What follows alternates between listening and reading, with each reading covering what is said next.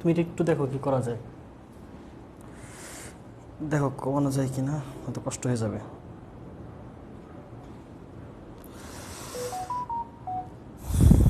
Hello everyone,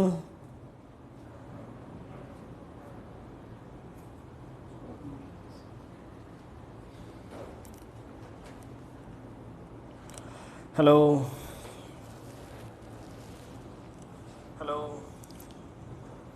okay, please let me know whether the sound is clear or not.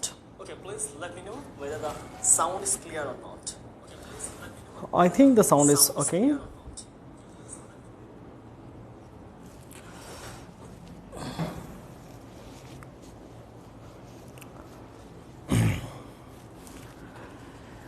So everyone, তোমাদেরকে আজকে welcome জানাচ্ছি আজকের ক্লাসে।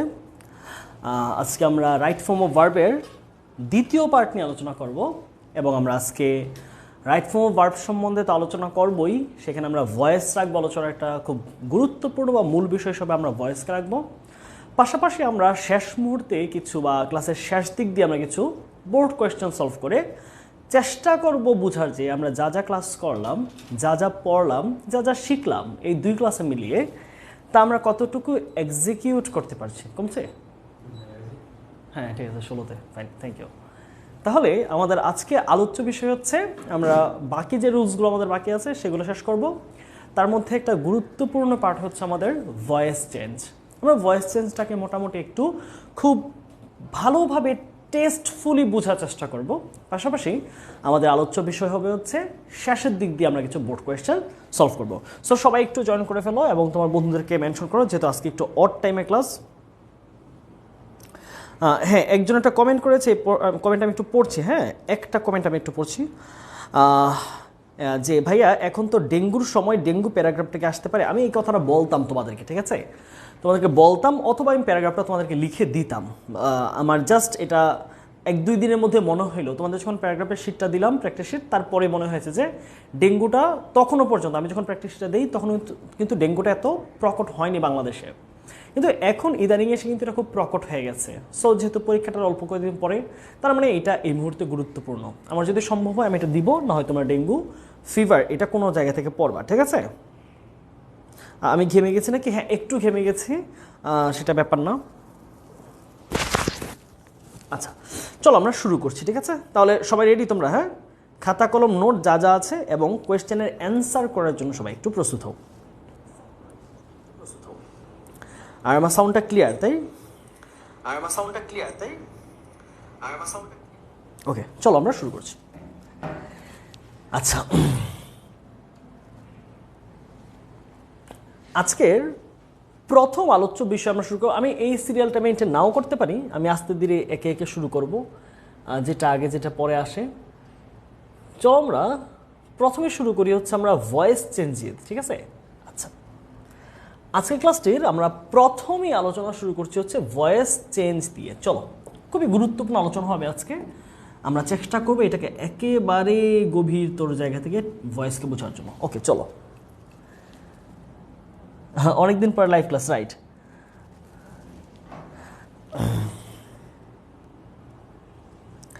আচ্ছা চলো আমরা শুরু করছি।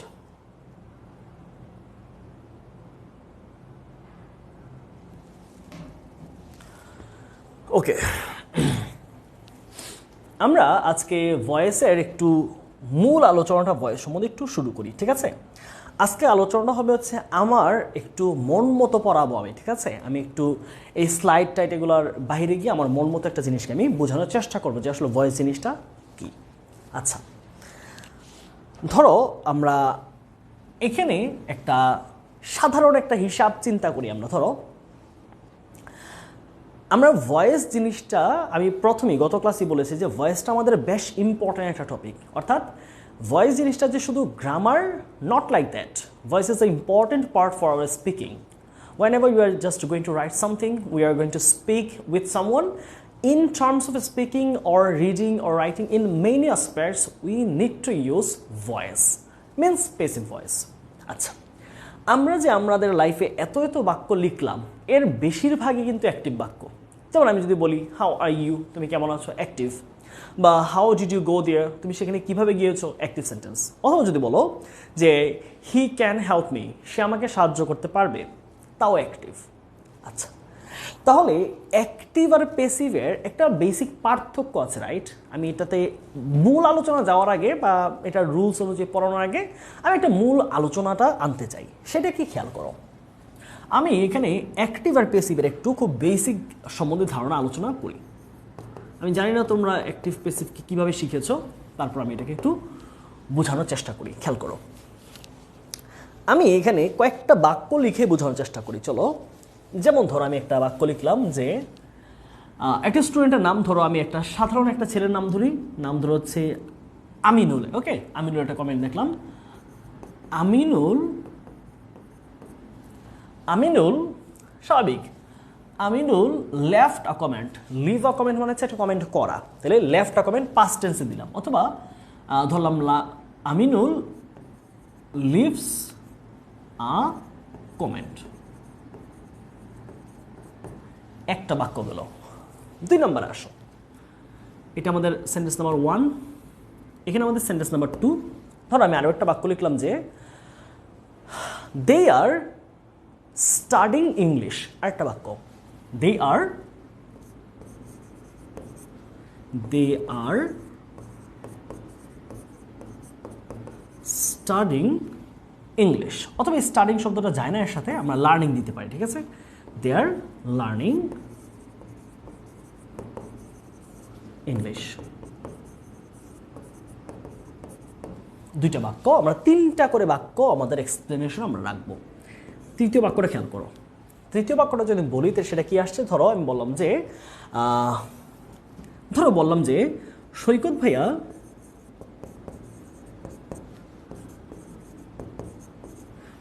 ভাইয়া টিচেস ইংলিশ না, ধরো কেমিস্ট্রি। সৈকত ভাইয়া টিচেস কেমিস্ট্রি। আচ্ছা, এই বাক্যগুলার একটা সাধারণ বৈশিষ্ট্যকে আমি একটু তুলে ধরার চেষ্টা করি। চলো আমরা একটা সাধারণ বৈশিষ্ট্য তুলি। সেটা কি, আমি আগে ফাইন্ড আউট করি প্রত্যেকটা সেন্টেন্সের ভার্ব কারা কারা। আচ্ছা, আমিনুল লিভস আ কমেন্ট, আমিনুল একটি কমেন্ট করে। তাহলে এই যে কমেন্ট করা বা কোনো কিছু ছুড়া বা লেখা ছাড়া, এটাকে আমরা বলি হচ্ছে লিভ। তাহলে এই লিভ হচ্ছে আমাদের ভার্ব, আর কমেন্ট এটা হচ্ছে একটা নাউন, এটা অবজেক্ট। ঠিক সেমভাবে দে আর লার্নিং ইংলিশ, এই বাক্যটার মধ্যে আমাদের ফাইনাইট ভার্ব কোনটা খেয়াল রাখতে হবে। আমি যখন ফাইনাইট ভার্ব কথাটা আনি, তার মানে সেটা হবে শুধু একটা প্রিন্সিপাল ভার্ব। কখন? যেই ভার্বের মধ্যে অক্সিলিয়ারি নাই, প্রিন্সিপালই মেইন ভার্ব।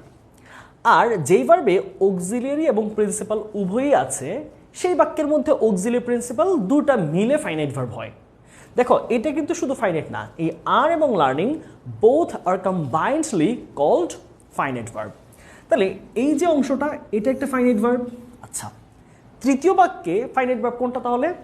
সৈকত ভাইয়া টিচেস কেমিস্ট্রি, সৈকত ভাইয়া কেমিস্ট্রি পড়ান।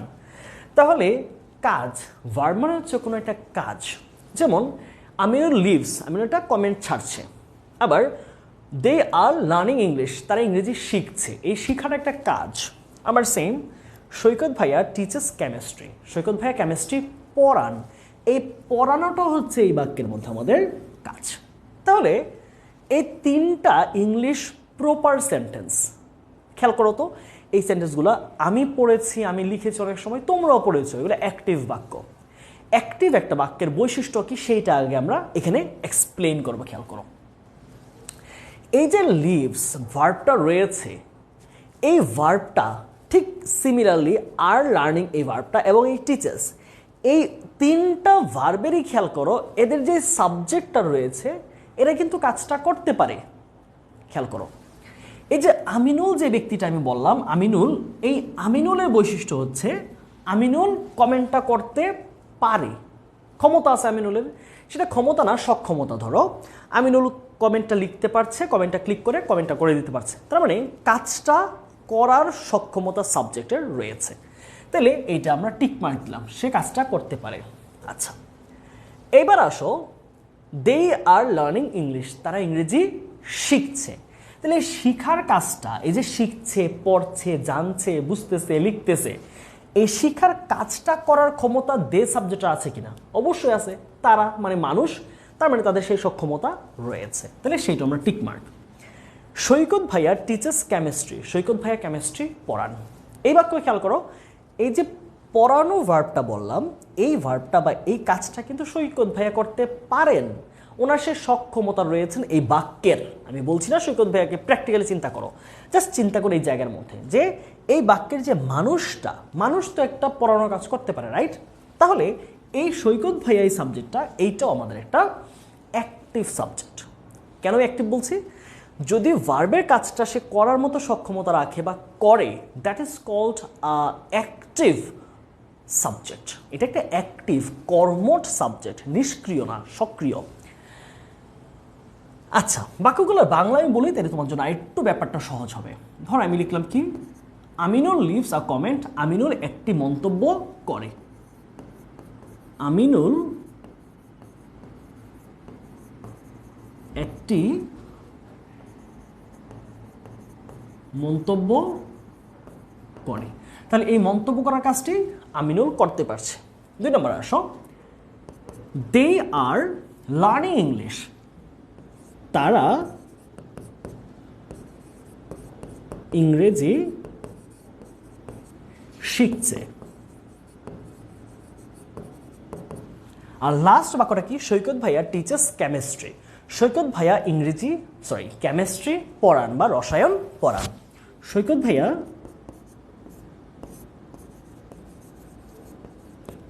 ভাইয়া রসায়ন পড়ান।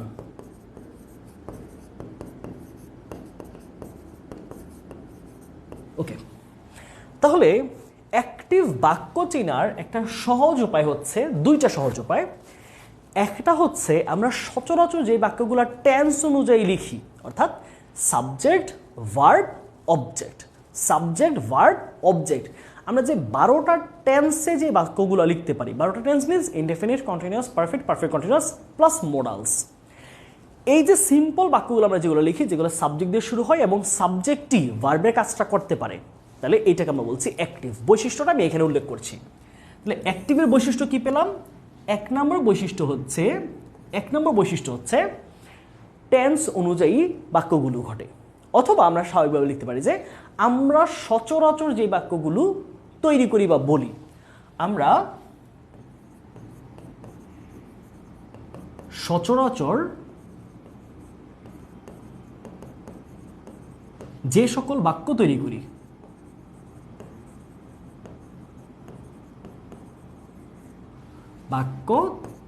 করি, আচ্ছা, এটা গেল এক কথা। দ্বিতীয় কথা কি বললাম?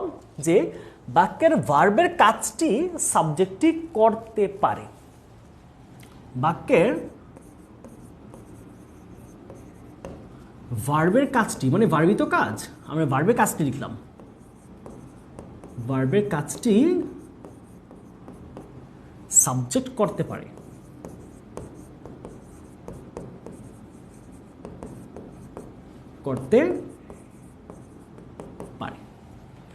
ওকে, তাহলে এইটাকে বা এই টার্মগুলোকে আমরা বলছি হচ্ছে অ্যাক্টিভ সেন্টেন্স। তাহলে প্রত্যেকটাতে খেয়াল করো, এটা আমরা সচরাচর বাক্য লিখি এবং এটা টেন্স অনুযায়ী হয়েছে। প্লাস আমাদের খেয়াল করো যে আমাদের প্রত্যেকটা বাক্যের ক্ষেত্রে ভার্বের কাজটা সাবজেক্ট করতে পারতেছে। এটুকু কি ক্লিয়ার হয়েছে কিনা আমাকে একটু কমেন্ট করো। এই ব্যাপারটা ক্লিয়ার হয়েছে কিনা? আমি রুলস নিয়ম কানুন পড়ে যাচ্ছি, ভাষা কখনো নিয়ম কানুন দিয়ে আবদ্ধ করা উচিত নয়। ভাষা তুমি বুঝতেছো কিনা, দেন তুমি এটার শুদ্ধ জিনিসটা শেখার জন্য নিয়মে যাবা। আগে তোমাকে বুঝতে হবে আসলে ভয়েস ব্যাপারটা কি।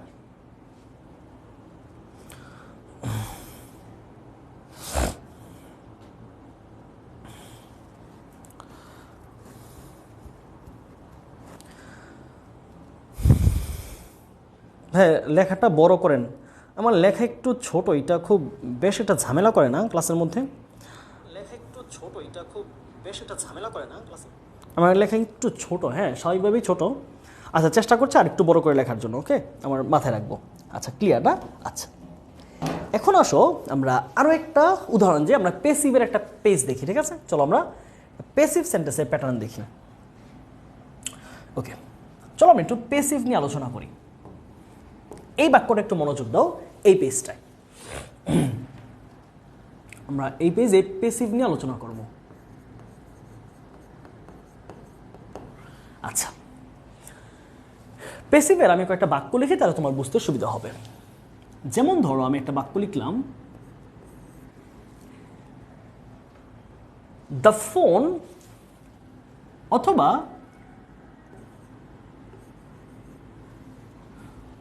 এটা বাদ দিলাম, আমি সহজ উদাহরণ দিই তাহলে বুঝতে সুবিধা হবে। ধরো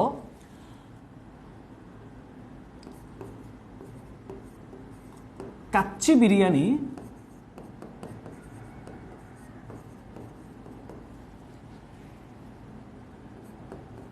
ইজ কুকিং।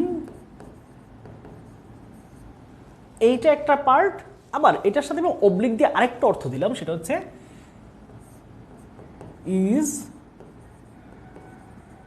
Being cooked. একটা সেন্টেন্স, হ্যাঁ, কাচ্চি বিরিয়ানি ইজ কুকিং অথবা kacchi biryani is being cooked. আচ্ছা, এক নম্বর বাক্য। দুই নম্বরে খেয়াল করো, আমি একটু বড় করে লিখতেছি, এইটা একটু ছোট হয়ে গেছে, পরেরটা বড় করে লিখবো। দুই নম্বর বাক্যটা খেয়াল করো, যেমন ইংলিশ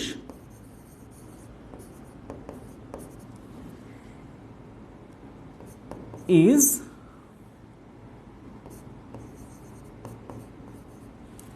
লার্নিং, অথবা English is learned. Is learning আর হচ্ছে ইজ লার্নড, এই যে এতটুকু অংশকে আমি একটু আন্ডারলাইন করে দিচ্ছি। তোমরা খুব গভীর থেকে এটাকে বোঝার চেষ্টা করো, বাক্যগুলো তোমাকে অনেক লাইফে কাজে দিবে ভবিষ্যতে গিয়ে, যে কোনো জায়গায় অ্যাডমিশন বলি বা অন্য যে কোনো জায়গায়। তিন নম্বরে আরেকটা বাক্য লিখি, চলো সেটা ধরো আমি লিখলাম যে ফুটবল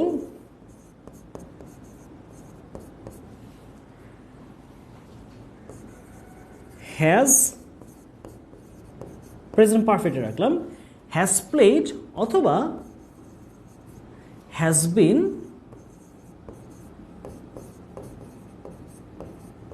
প্লেড। ওকে, আচ্ছা খেয়াল করো, এটা তো আমি মার্ক করে দিলাম, সে হচ্ছে হ্যাজ প্লেড অথবা হ্যাজ বিন প্লেড। আচ্ছা, এখন আসো আমরা আগেরটার সাথে একটু তুলনা করি। দেখো, আমিনুল একটি মন্তব্য করে, এই বাক্যটার অর্থ দাঁড়ায়। এখন আমরা এই সেন্টেন্সগুলোর বাংলা একটু করি তো, চলো। কাচ্চি বিরিয়ানি ইজ কুকিং যদি আমরা অ্যাক্টিভে রাখি, অ্যাক্টিভ মানে কি, আমাদের টেন্স অনুযায়ী যে বাক্যগুলো, রাইট? ওকে, সিম্পল যে বাক্যগুলো, তাহলে কাচ্চি বিরিয়ানি ইজ কুকিং মানে হচ্ছে কাচ্চি বিরিয়ানি রান্না, কাচ্চি বিরিয়ানি সে সাবজেক্ট, সে রান্না করতেছে। কথাটা বুঝো, কাচ্চি বিরিয়ানি রান্না করছে। প্রথম বাক্যটা কি দাঁড়াচ্ছে? কাচ্চি বিরিয়ানি রান্না করছে, সে হচ্ছে একটা সাবজেক্ট। কাচ্চি বিরিয়ানি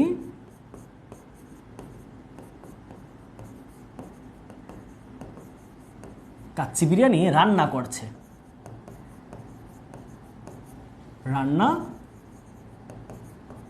করছে। এইটা সঠিক হবে নাকি রান্না করা হচ্ছে? রান্না করা হচ্ছে। আমি দুইটা বাক্য দিলাম, তোমার উপরে ছাড়লাম তুমি কোন বাক্যটাকে সঠিক মনে করো। আমি এই পার্টে এটাকে রাখলাম 1, এই অংশকে আমরা রাখলাম হচ্ছে 2। ওকে, তোমরা উত্তর করো। এখানে কি ইংলিশ ইজ লার্নিং, ইংরেজি শিখছে, এটার অর্থ দ্বারা প্রথমটা কি? ইংরেজি শিখছে অথবা ইংরেজি শেখে বা শেখা হয়, ইংরেজি শেখা হয়, শিখা হয়। হ্যাঁ, আমরা শেখা না দিয়ে শিখা দিই, ইংরেজি শিখা হয়। ওকে, তাহলে এটাকে আমরা লিখলাম হচ্ছে 1, এইটাকে রাখলাম আমরা হচ্ছে আমাদের পার্ট 2। প্রতিটাতে তোমরা অ্যান্সার দেখাবা যে একটা প্যাটার্ন মিলবে। 3 number, football has played, football খেলেছে, ফুটবল খেলেছে মানে ফুটবলই কিন্তু একটা সাবজেক্ট, খেয়াল করতে হবে। ইংরেজি এখানে subject, kacchi biryani subject, football এখানে সাবজেক্ট, কারণ সে একটা যে কোনো জিনিসের নামই হইতে পারে একটা সাবজেক্ট। তাহলে ফুটবল একটা সাবজেক্ট, ফুটবল খেলেছে, ফুটবল ফুটবল নিজে খেলেছে, তাহলে ফুটবল খেলেছে। আর দ্বিতীয় অংশে ফুটবল খেলা হয়েছে, ফুটবল খেলা হয়েছে। এটাকে আমরা দিলাম হচ্ছে নাম্বার 1, এটাকে নাম্বার দিলাম হচ্ছে আমরা 2। তোমরা আমাকে এবার একটু জানাও এই ব্যাপারগুলোর মধ্যে কেমন লাগতেছে, কোনটাকে মনে হচ্ছে বাস্তবে এটা সত্য হইতে পারে, একটু জানাও আমাকে।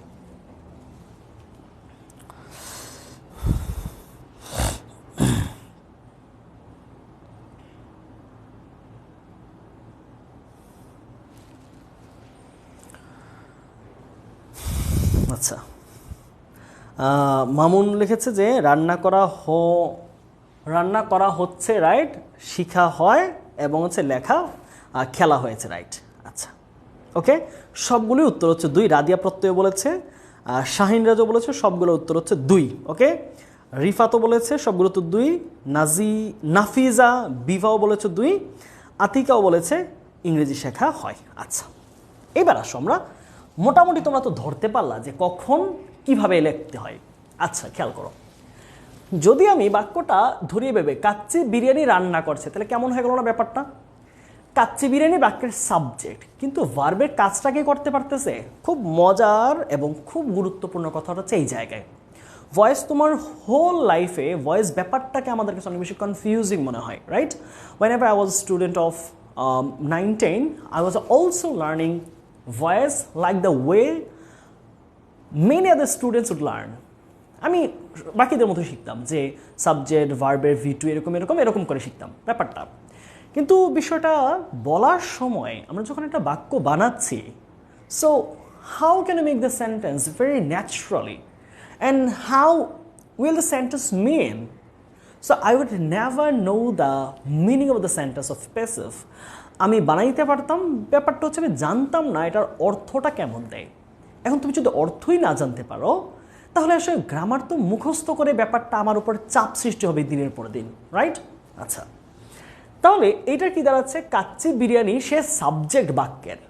খেয়াল রাখবা, বাক্যের সাবজেক্টকে যার সম্পর্কে কিছু বলা হয় বা যে কাজ করে, অ্যাক্টিভে যে কাজটা করে, অথবা প্যাসিভের ক্ষেত্রে যার উপরে কাজটা করা হয় সেই একটা সাবজেক্ট। খুব মনোযোগ দিয়ে খেয়াল করো, বললাম সাবজেক্টকে একটা ছোট্ট করে নোট নিয়ে রাখো। সাবজেক্টটা কি? সাবজেক্টকে আমরা কিভাবে ডিফাইন করি? সাবজেক্ট হচ্ছে অ্যাক্টিভের ক্ষেত্রে যে কাজ করে, যে কাজ করে বা যার সম্পর্কে কিছু বলা হয়, যার সম্পর্কে কিছু বলা হয়। যেমন Fahim is a good student. Fahim কোনো কাজ করে না, কিন্তু ফাহিমের সম্পর্কে কথাটা বলা হয়েছে যে মানিক ভাইয়া ইজ আওয়ার ইংলিশ টিচার। মানিক ভাইয়া কোনো কাজ করছি না বাক্যটাতে, আমি হয়তো পড়াচ্ছি বাট বাক্যটাতে কাজ করছি না।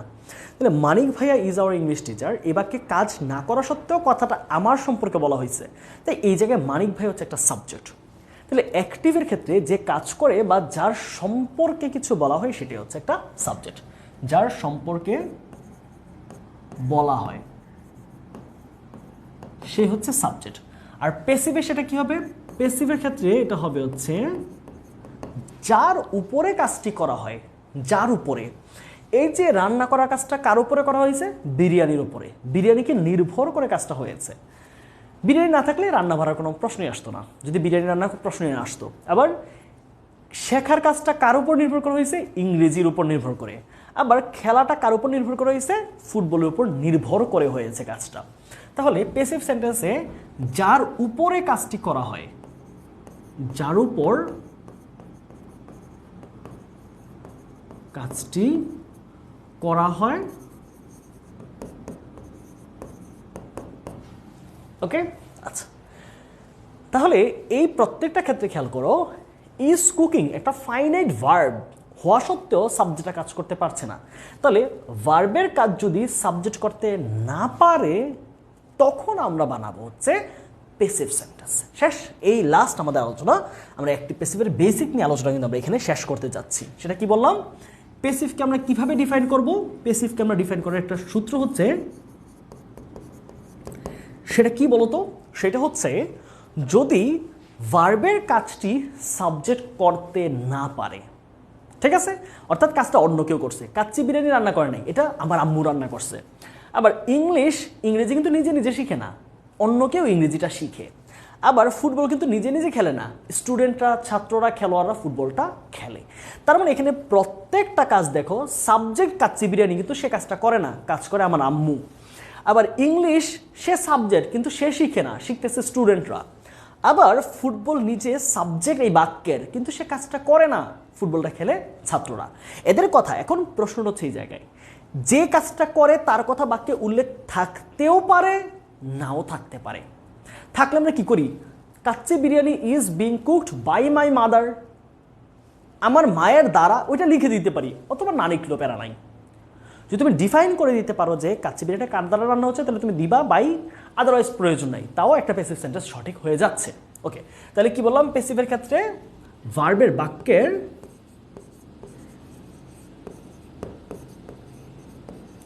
ভার্বের কাজটি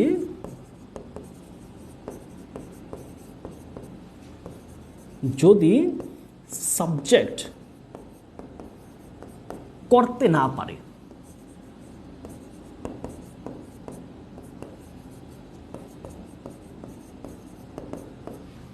ওকে, এই হচ্ছে আমাদের অ্যাক্টিভ আর প্যাসিভ সম্বন্ধে বাংলা অর্থটা বোঝার বেসিক ধারণা। তোমাদের ক্লিয়ার হলো কি? নিয়ম ভিত্তিক আমি পরে আগাবো।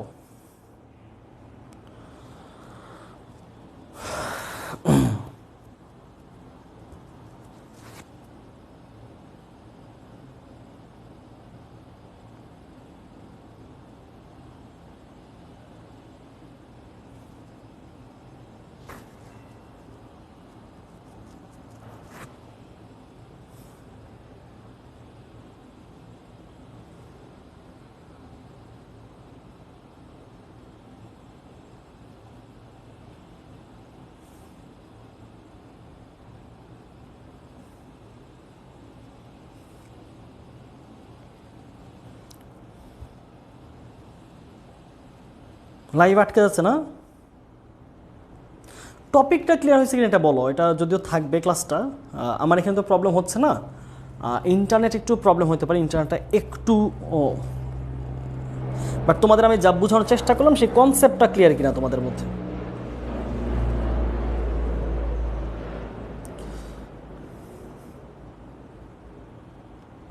ওকে, চলো আমরা তার পরের অংশ আগাচ্ছি।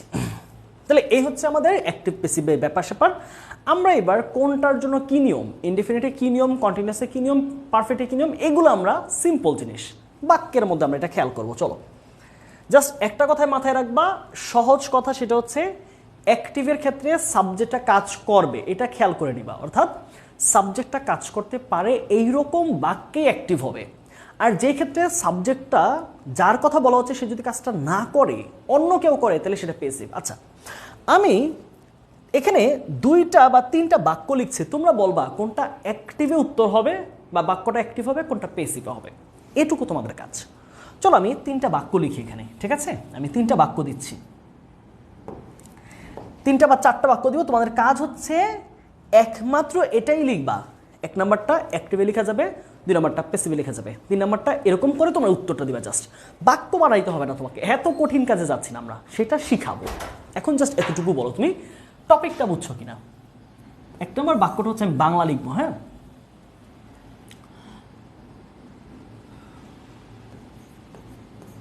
আমার ভাইয়া, আচ্ছা ধরো আরফান ভালো ক্রিকেট খেলে। 1 নম্বর বাক্য বলবা তুমি এটা অ্যাক্টিভ হবে না প্যাসিভ হবে, এতটুকু। 2 নম্বর বাক্য,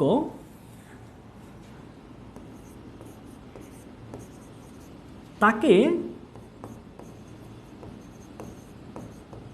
কিছুতেই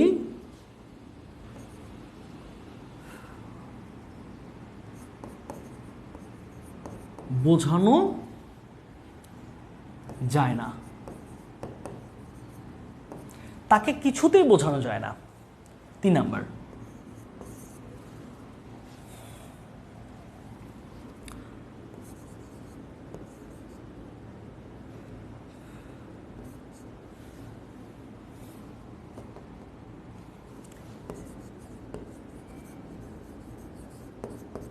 কলমটি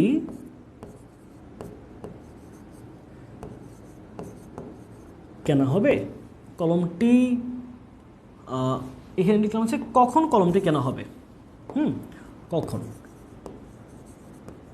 কখন কলমটি কেনা হবে। 4 নাম্বার,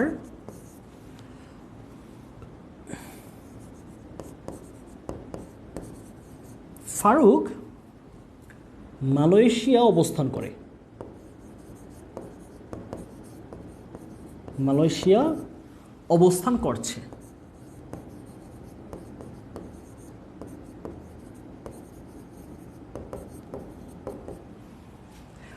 তোমাদের কাজ হচ্ছে আমি জানতে চাই তুমি অ্যাক্টিভ প্যাসিভ বাংলায় বুঝছো কিনা। দেখি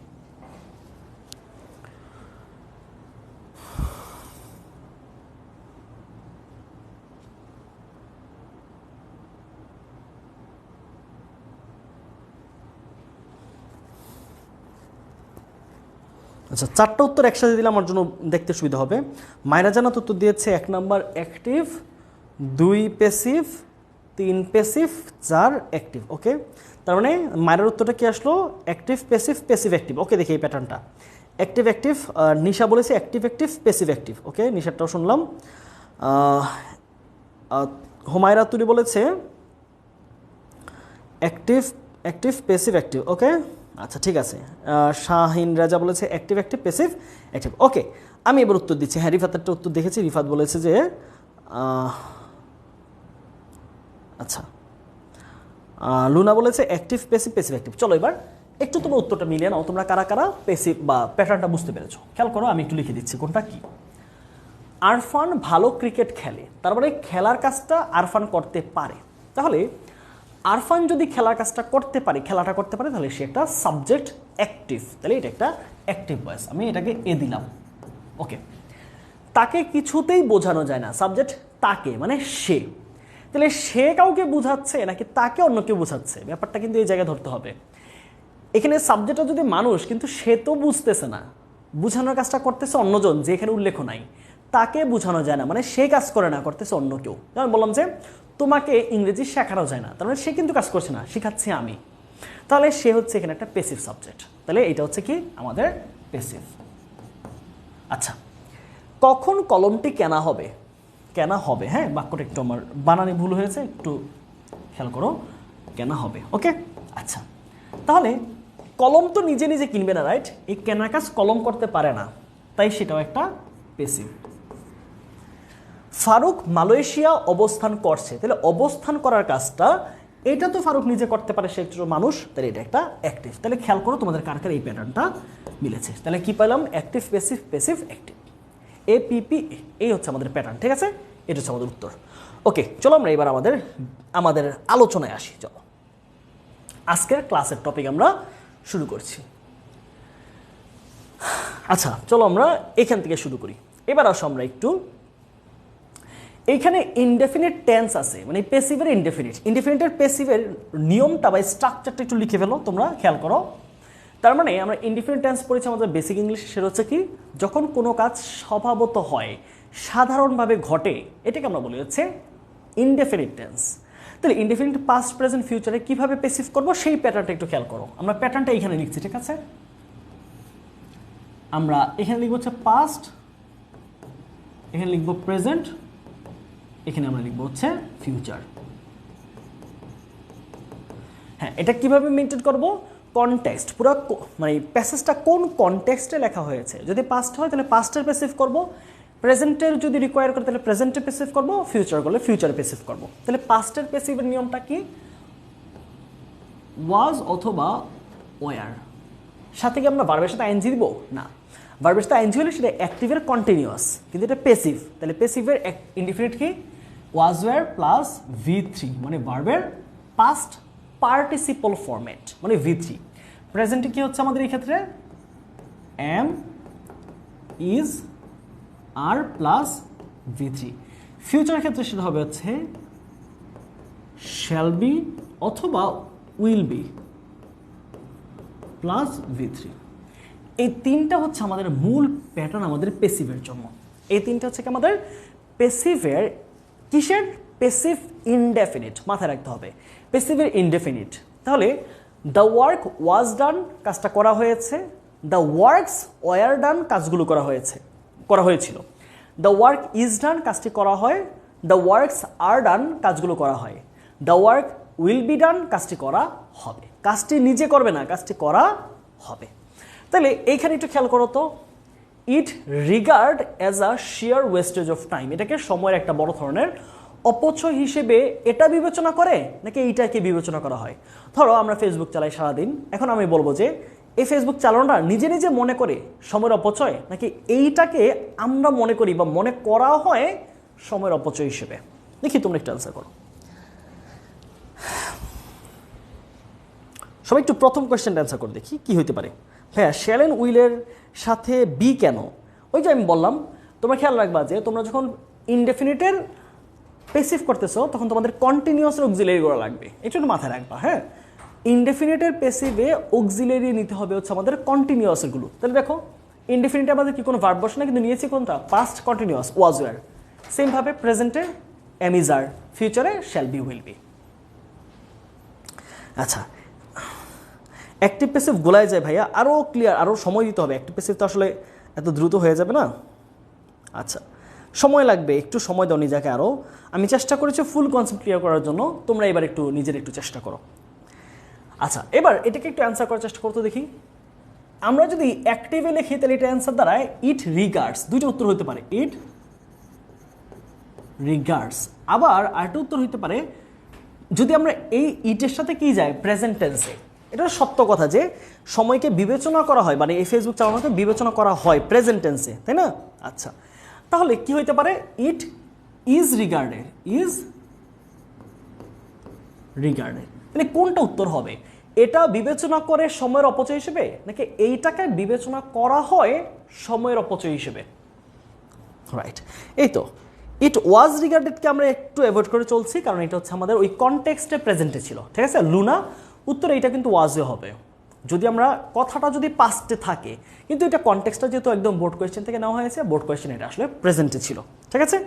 আচ্ছা, বিবেচনা করা রাইট। তাহলে ইট ইজ রিগার্ডেড, ইজ দেওয়ার পর কিন্তু V3, it is regarded. Okay, তারপরে it organized by the local administration and the department of social forestation.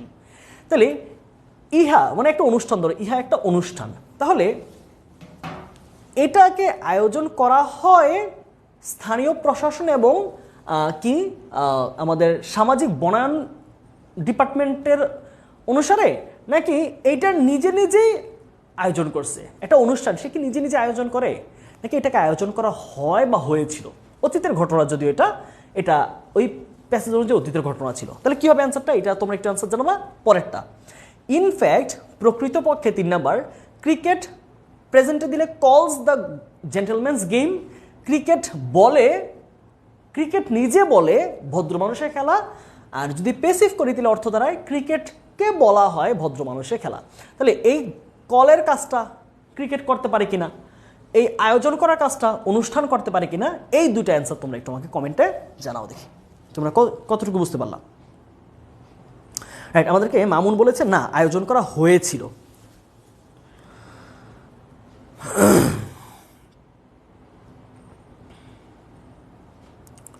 ওকে,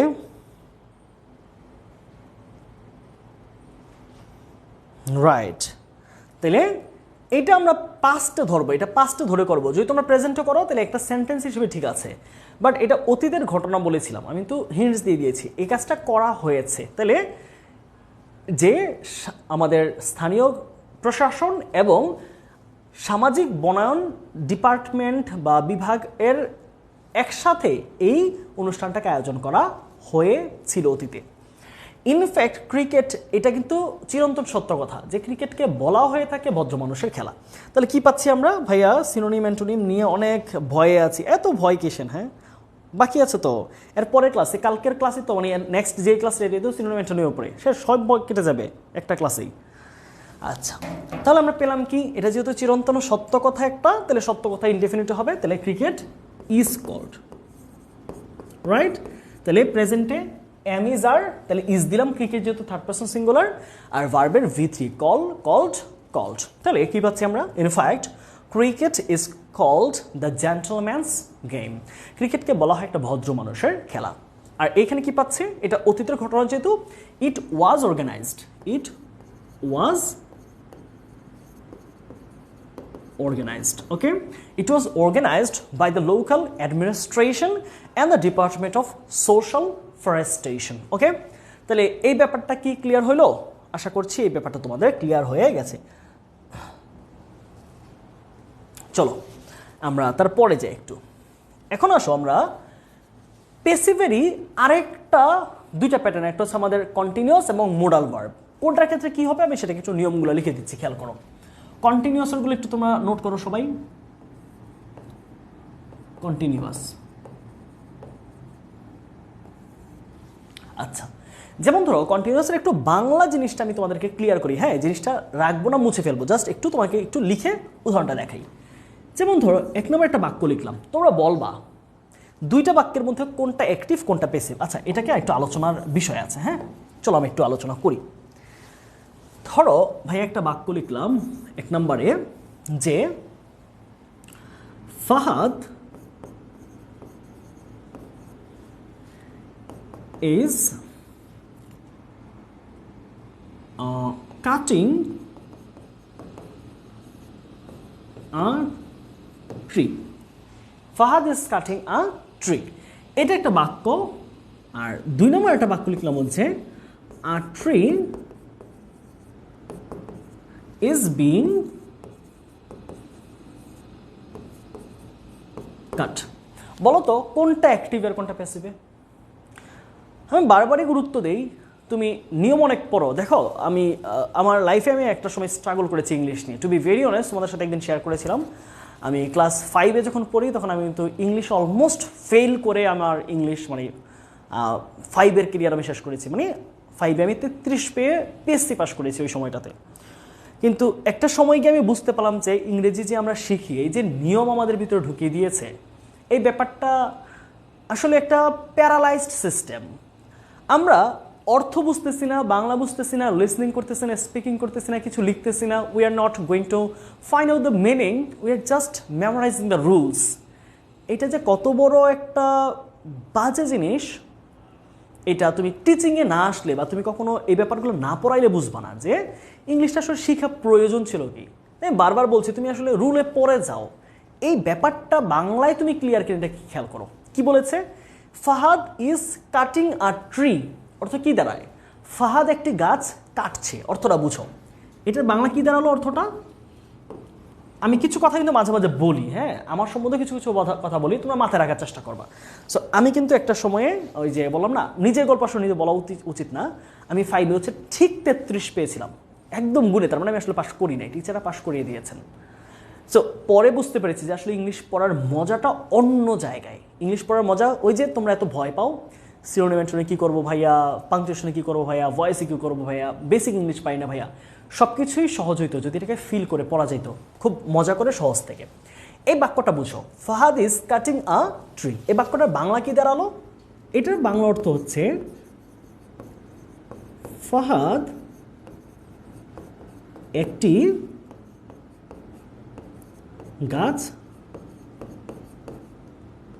কাটছে। খেয়াল করো, এই যে বাক্যটা লিখলাম এটা চলমান কাজ, কাটছে, তাহলে এটা একটা কন্টিনিউয়াস। আবার দেখো এটা অ্যাক্টিভ না প্যাসিভ সেটা তোমাকে ফাইন্ড আউট করতে হবে। তাহলে কাটার কাজটা ফাহাদ করতে পারে, তাহলে সেটা একটা অ্যাক্টিভের কন্টিনিউয়াস। এবার এক্ষেত্রে আসে এটা বাংলা দেখি, একটি গাছ কাটা হচ্ছে, এটা বাংলা কি, একটি গাছ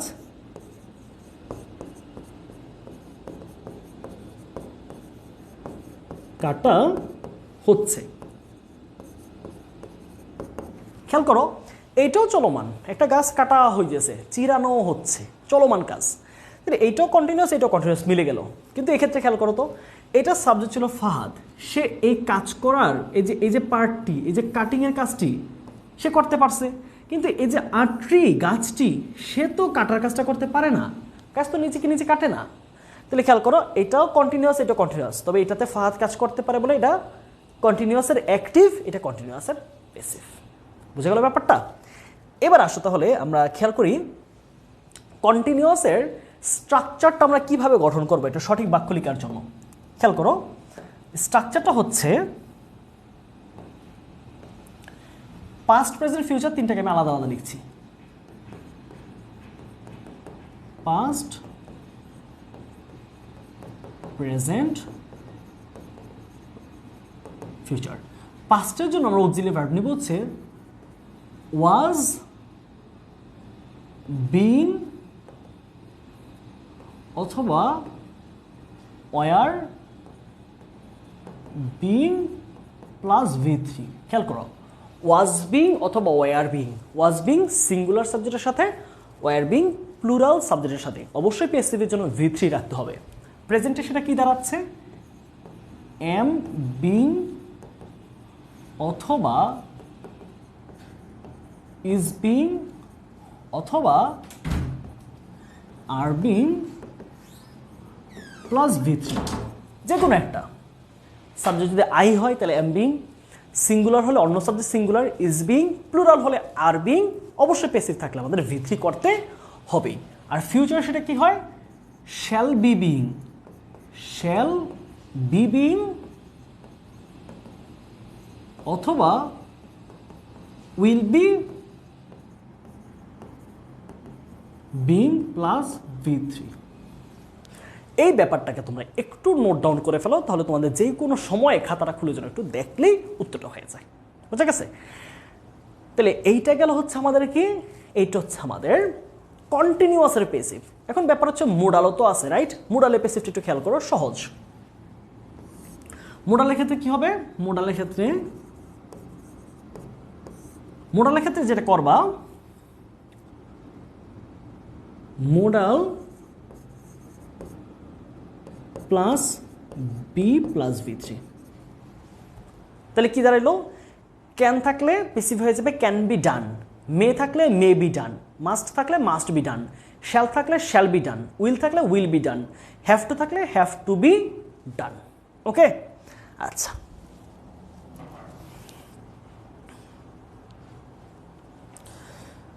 ভাইয়া আমরা তো পিএসসিতে পড়ি না, এখনও স্ট্রং হওয়ার সময় আছে, কিন্তু সব হারানোর পর। আসলেই মানে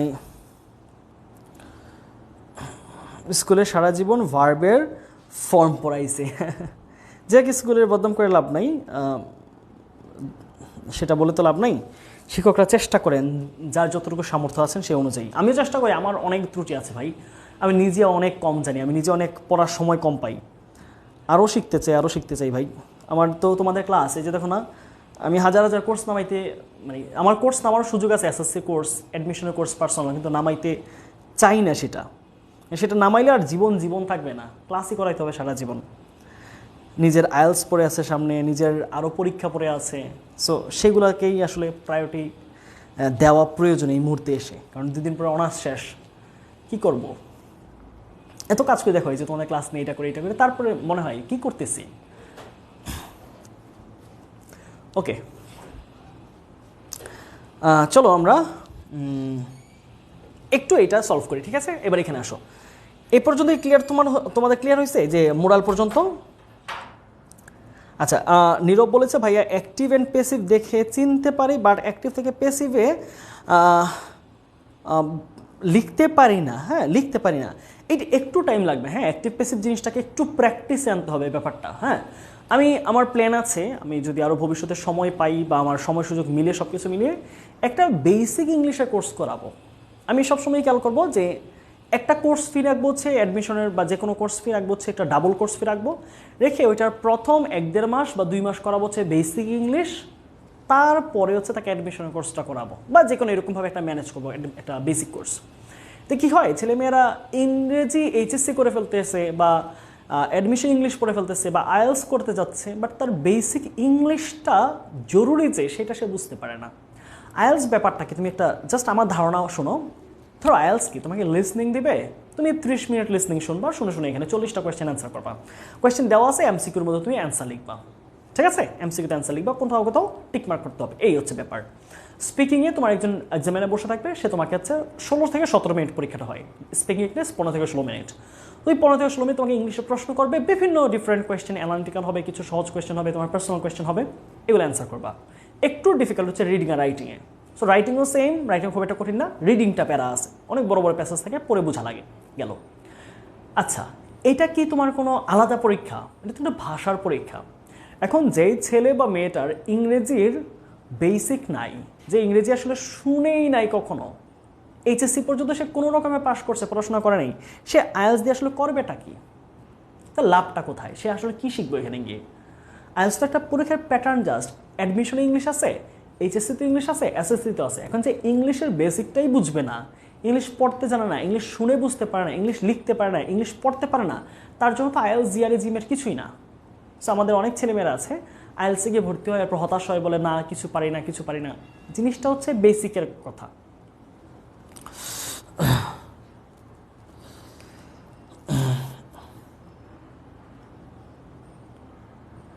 ভাইয়া কালকে কোন টপিকের ক্লাস হবে? আজকে ভার্ব শেষ হবে, আজকে ভার্ব আমরা শেষ করবো মাস্ট, হ্যাঁ, যতক্ষণে লাগে।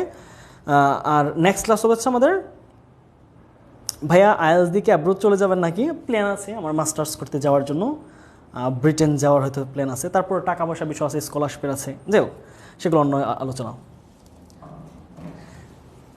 আসো আমরা এইখানে একটু আলোচনাটা করি, হ্যাঁ? তাহলে একটু দেখো, steps take to preserve the beauty of the famous beach. Beach মানে হচ্ছে সৈকত, সমুদ্র সৈকত। তাহলে কথাটা কি বলেছে বোঝার চেষ্টা করো। স্টেপস মানে পদক্ষেপ, তাহলে এটাকে অ্যাক্টিভ হবে না প্যাসিভ হবে? সেন্টেন্সটা দেখেই বোঝার কথা। খেয়াল করো, পদক্ষেপ নিজে নিজে নিবে টু প্রিজার্ভ, প্রিজার্ভ মানে সংরক্ষণ করা, the beauty of the famous beach. তারা আমাদের কুয়াকাটা, সমুদ্র সৈকত যাই হোক, সেই সমুদ্র সৈকত রক্ষা করার জন্য পদক্ষেপ নিজে নিজে নিবে নাকি পদক্ষেপ নেওয়া উচিত? একটা প্রশ্ন গেল।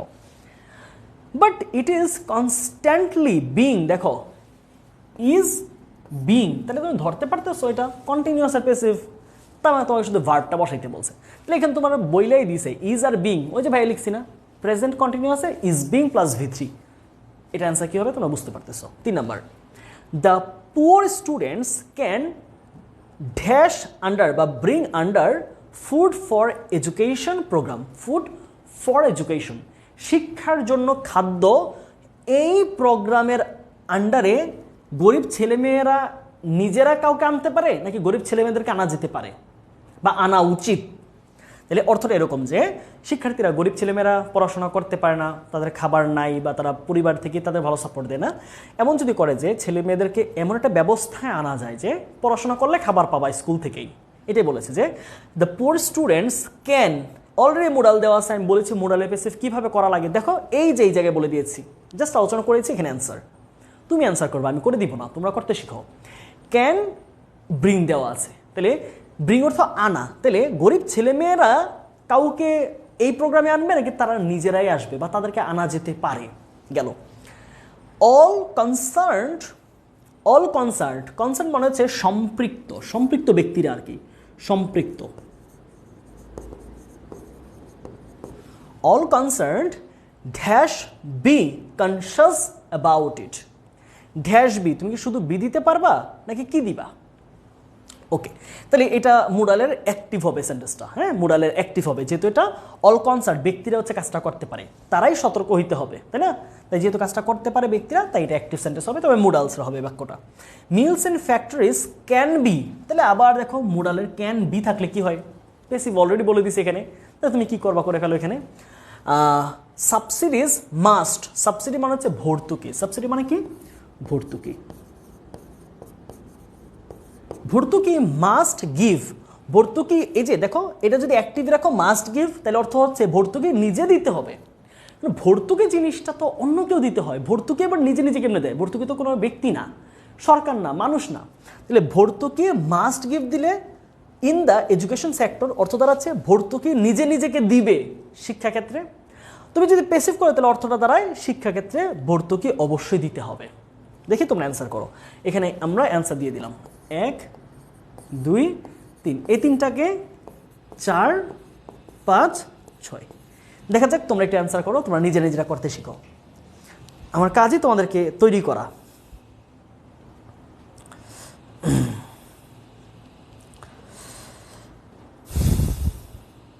আচ্ছা, অনেকে অ্যান্সার দিয়েছে। আতিকা, ক্যান বি হোল্ডেড হয় না। হ্যাঁ, এটার ভিতরে হচ্ছে হেল্ড, এটার ভিতরে কি হেল্ড, হোল্ডেড হয় না, হেল্ড। খেয়াল করতে হবে, ভার্বে ভিতরি জানাটা খুব ইম্পর্টেন্ট। আচ্ছা, আমি এক দুটো অ্যান্সার পড়ছি একটু। ভাইয়া, পেসিভ আর পেসিভ কন্টিনিউয়াস কীভাবে বুঝবো? পেসিভ আর মানে তুমি বলতেছো অ্যাক্টিভের কন্টিনিউয়াস আর পেসিভের কন্টিনিউয়াস। ওই যে এই উদাহরণটা কোথায়, ওই যে ফাহাদ কোথায়, ফাহাদ কাজটি যদি করতে পারে, সাবজেক্ট যদি কাজটা কাটতে পারে তাহলে সেটা অ্যাক্টিভ।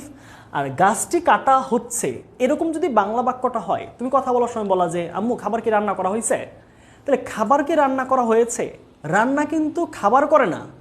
কি বলবা? Has food been cooked, has food been cooked, খাবার কি রান্না করা হয়েছে। যদি বলো আম্মু তুমি কি খাবার রান্না করেছো, তাহলে প্রশ্ন কি হবে? Mum have you cooked rice, have you cooked food, তুমি কি করেছো, তখন অ্যাক্টিভ। খাবার কি রান্না করেছে, has food been cooked, has food been cooked. Okay, আচ্ছা আসো একটু সবাই একটু অ্যান্সারগুলো আমি দেখি, তারপরে যাচ্ছি।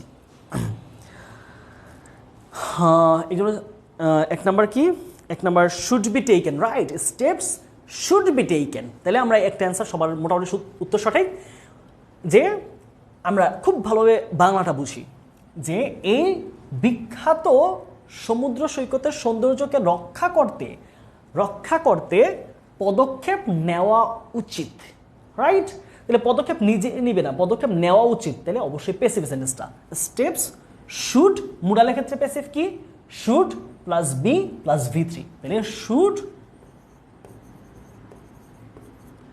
B taken. Okay, 2 number, but it is constantly being, তাহলে ইজও দেওয়া আছে, বিং দেওয়া আছে, তাহলে কোথায় হবে খেয়াল করো তো, প্রেজেন্ট কন্টিনিউয়াসের passive. But it is constantly being polluted in many ways, এটা ধরো হচ্ছে আমাদের বায়ুর কথা, ধরো বায়ু, এটা ধরো বায়ু, হ্যাঁ। তাহলে বলেছে কি ইট ইজ কনস্ট্যান্টলি, অনবরত, সব সময়, ইজ বিং, তুমি কি পলিউট দিবা বা পলিউটিং মানে হচ্ছে এইটা বায়ুটা নিজে নিজে বিভিন্নভাবে কাউকে দূষিত করছে, এমনটা তো না। বায়ু তো বিশুদ্ধ, বরং বায়ুটা বিভিন্নভাবে দূষিত হচ্ছে, তার মানে অন্য কেউ করতেছে কাজটা। মিল ফ্যাক্টরি, ইটের কারখানা, তারপর হচ্ছে যে কোনোভাবে গাড়ির ধোয়া, তাহলে এটাকে পেসিভে, তাহলে ইজ বিং প্লাস ভি3 continuous passive, is being polluted. Okay, done. তারপরে আসো, দ্য পুয়ার স্টুডেন্টস ক্যান, এটার আনসার কি হবে বলো তো দেখি।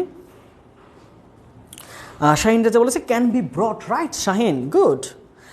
এখানে কেয়া খাতুন উত্তর ভুল দিয়েছে, ব্রিং দিয়েছে। দেখো এই যে ক্যান ব্রিং দেওয়ার মানে হচ্ছে, বা ক্যান বি ব্রিং কিন্তু বাক্য হয় না, হয় তুমি অ্যান্সার লিখবে অ্যাক্টিভে, তাহলে ক্যান ব্রিং মুডালের পরে ভার্বে বেস ফর্ম, এটা গত ক্লাসে বলেছিলাম। পেসিভ হলে ক্যান বি প্লাস ভি3। আচ্ছা, তাহলে কার উত্তরটা নিতে পারছি ভাই, এটা বুঝতে পারলাম না কোনটা। শাহিন রাজা কোনটা বুঝতে পারো একটু বলো তো আমাকে, কোন ব্যাপারটা বুঝো নাই, না বুঝলে আমাকে আরেকবার একটু কমেন্ট করো, কোন প্রশ্নটা বুঝো না, আমি তোমার এই যে যাচ্ছে না। আচ্ছা, বি ব্রট, রাইট, এটা তাহলে কি হবে, can be brought, can be brought. Okay, all concerned should be, তাহলে all concern should be conscious about it, conscious হচ্ছে সতর্ক হওয়া, সচেতন হওয়া, তাহলে সবাইকে এটা সম্বন্ধে সচেতন হওয়া উচিত। তাহলে তুমি এখানে অল কনসার্ন মাস্ট বি দিতে পারো, শুড বি দিতে পারো, তোমার যেটা প্রেফারেবল হয়। যদি মনে করো যে এটা হওয়া উচিত, হালকা পাতলা বললেই হচ্ছে। তুমি যদি বলো না এই বিষয়ে তোমাদের অবশ্যই সচেতন হইতে হবে, যারা এখানে জড়িত আছে তাদেরকে সতর্ক হইতে হবে, তাহলে এক্ষেত্রে হচ্ছে একটু মাস্ট হবে। অল কনসার্ন শুড বি, অথবা বাকি অংশ দেওয়াই আছে, অথবা মাস্ট বি। এটা কিন্তু অ্যাক্টিভ সেন্টেন্স, ঠিক আছে, মানে মোডাল প্লাস ভার্বের বেস ফর্ম। শাহিন, প্রথমটা বুঝো না। আচ্ছা, প্রথমটা আমি আরেকটু আলোচনা করবো, আমরা শেষ করি সবগুলো, আমরা প্রথমটাকে আরেকবার একটু নিয়ে আসবো। হ্যাঁ,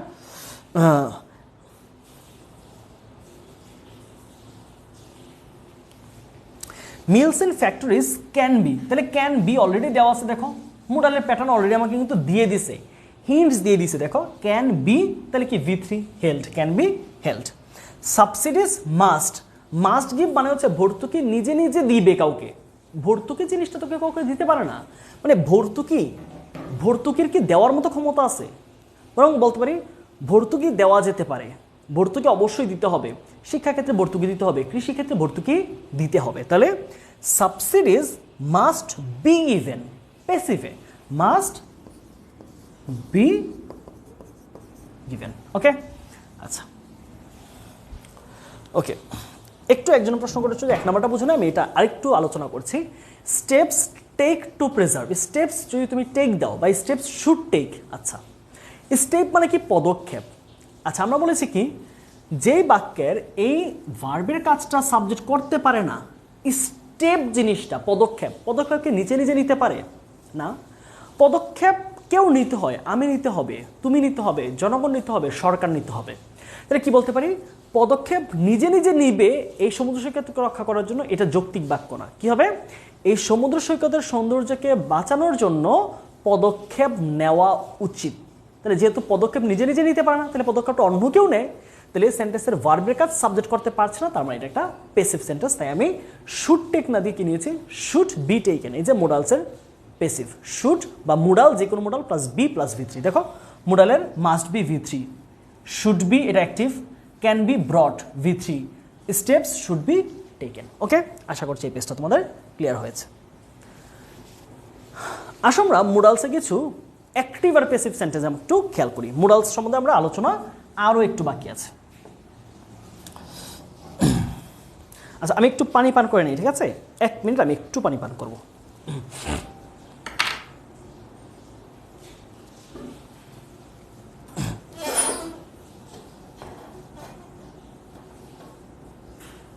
ভাই 4-এ তো মাস্ট বি বা শুড বি 4। আচ্ছা দাঁড়া, আমি একটু পানিটা পান করে আসতেছি।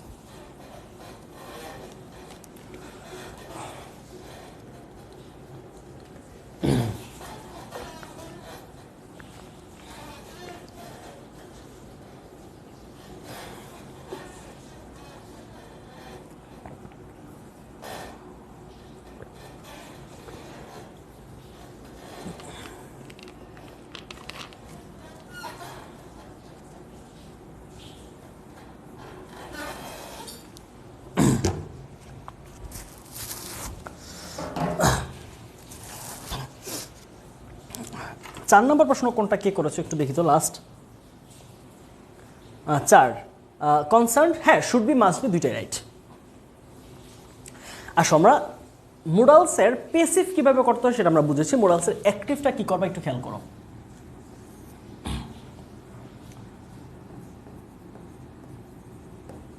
মোডালস অ্যাক্টিভের বাক্যগুলো একটু দেখো। মোডালসের অ্যাক্টিভে কয়েক প্রকারের বাক্য হইতে পারে, খেয়াল করো। মোডালস সম্বন্ধে একটু আলোচনা আমি বিস্তারিত করি, ছোট্ট করে, খুব বিস্তারিত না, অল্প বিস্তারিত করব। খেয়াল করো, আমরা মোডালসকে কয়েকটা পার্টে ভাগ করতে পারি। খেয়াল করো, যদি আমরা মোডালসকে খুব কয়েকটা ভাগে ভাগ করি, উচ্চারণ কিন্তু আমরা অনেকে পড়ি মডেল, হ্যাঁ, বা মডেল ভার্ব, এটা হচ্ছে মোডালস। ওকে, তাহলে মোডালসের আমরা একটা পার্টকে বলি হচ্ছে বেসিক মোডাল, ঠিক আছে? বেসিক, ওকে, বা principal modal.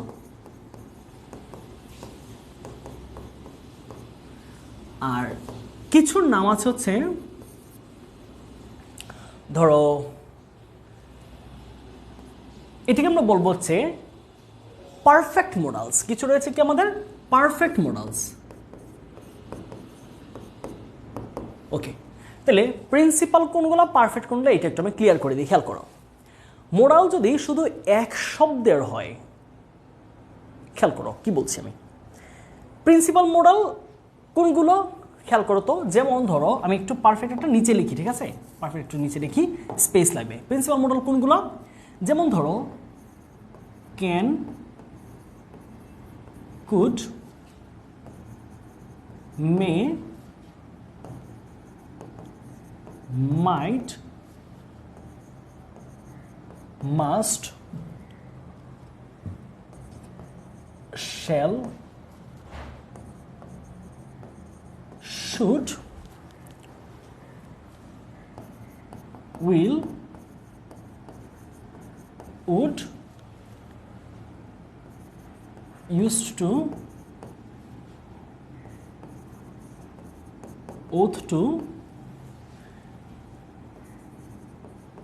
have to, has to, had to, এগুলো হচ্ছে আমাদের প্রিন্সিপাল মডাল। এটার পরে নিয়মটা কি, এগুলোর পরে নিয়মটা একটু খেয়াল করো। এগুলোর পরে আমরা কিভাবে বাক্য বানাই, এগুলোর ক্ষেত্রে আমরা দুই ভাগে বাক্যটা তৈরি করতে পারি। এটাকে আমরা দুই ভাগে ভাগ করছি, ঠিক আছে? এইগুলা সুন্দরভাবে মাথায় রাখো, এই জিনিসগুলো তোমার মানে হোল লাইফ কাজে লাগবে। এই যে প্রিন্সিপাল মডালের বাক্য কিভাবে গঠিত হয়, অ্যাক্টিভে এই ক্ষেত্রে কি করবো আমরা, প্রিন্সিপাল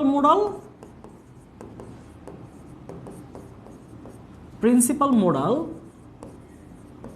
প্লাস V1 মানে আমি এটা কিন্তু সবসময় বলি ভার্বের বেস ফর্ম। ওকে, তাহলে প্রিন্সিপাল মডাল যদি অ্যাক্টিভে হয়, অর্থাৎ সাবজেক্টটা ওই বাক্যের কাজ করতে পারে, তাহলে তুমি কি করবা, প্রিন্সিপাল মডালের উপরে সরাসরি ভার্বের বেস ফর্ম বসাবা। আর যদি সেটা প্যাসিভে হয়, ঠিক আছে, কি হয়, সেটা যদি প্যাসিভে হয়, প্যাসিভ হলে কি করবা, এই প্রিন্সিপাল মডালের ক্ষেত্রে প্রিন্সিপাল মডাল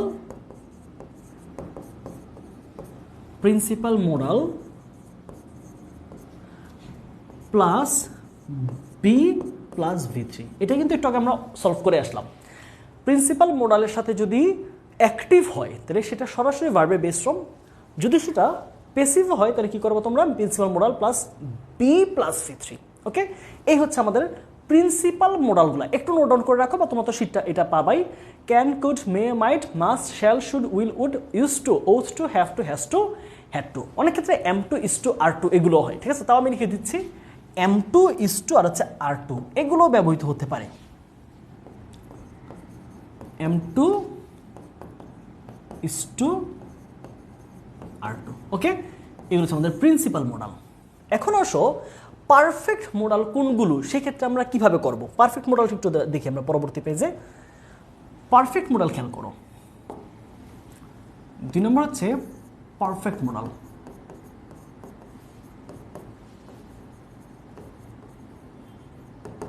পারফেক্ট মডাল মনে রাখবা যে এদের পরে হ্যাভ থাকবে, ঠিক আছে? Shall have, will have, can have, could have, may have, might have, must have, should have. খেয়াল করো কি বলছি, পারফেক্ট মডালের পরে সবসময় শেষে একটা হ্যাভ থাকবে। তাহলে কি কি পাচ্ছি আমরা, ধরো ক্যান হ্যাভ হয় না যদিও, কুড হ্যাভ আর হচ্ছে উড হ্যাভ হয়। Could have, would have, would হ্যাভও হয় না, should have. Could have,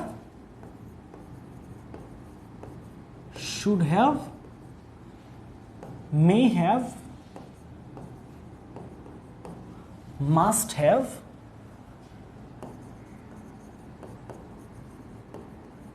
basically এগুলো যে could have, should have, may have, must have, এদের পরে সবসময় কি থাকবে, একটা হ্যাভ থাকবে। তাহলে এইসব ক্ষেত্রে আমরা কি করব, এইসব ক্ষেত্রে আমরা আবার দুইটা প্যাটার্ন ফলো করব। খেয়াল করো তো, যদি অ্যাক্টিভ হয় তাহলে একটা প্যাটার্ন, প্যাসিভ হলে আরেকটা প্যাটার্ন। যদি বাক্যের সাবজেক্ট কাজ করতে পারে, অ্যাক্টিভ হয়, তাহলে অ্যাক্টিভের ক্ষেত্রে আমাদের প্যাটার্ন হচ্ছে কি, perfect modals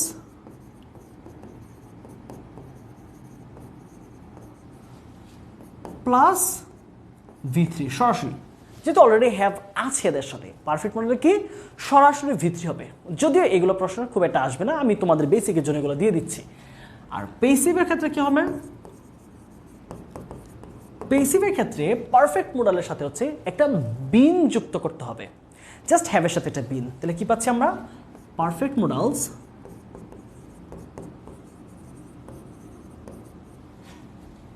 plus, perfect model তো অলরেডি হ্যাভ আছে, প্লাস বিন প্লাস V3।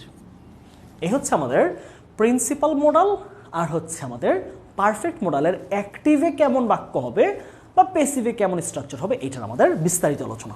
চলো আমরা এবার একটু সলভ করি প্রশ্নগুলো। চলো আমরা এখানে আসি। এখন আমাদের একটাই বোঝার কাজ এখানে, সেটা হচ্ছে বাক্যটা অ্যাক্টিভ নাকি প্যাসিভ। এই জিনিসটা ধরতে পারলে এখানে আর কোনো উত্তর কঠিন না। চলো আমরা একটু সলভ করি। খেয়াল করো, হি আন্ডারগো, হ্যাঁ, আন্ডারগো মানে হচ্ছে করা। আন্ডারগো আসলে ডো এর একটা সিনোনিম, ডো অর্থ করা, আন্ডারগো অর্থ করা। এটা অতীতের ঘটনা।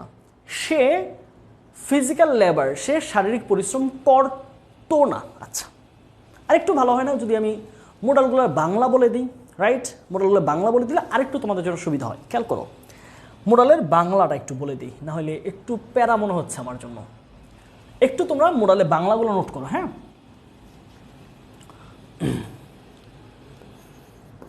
Can, could, will,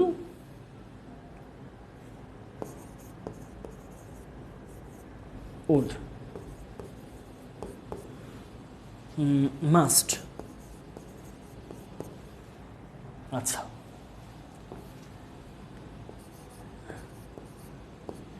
use to অথবা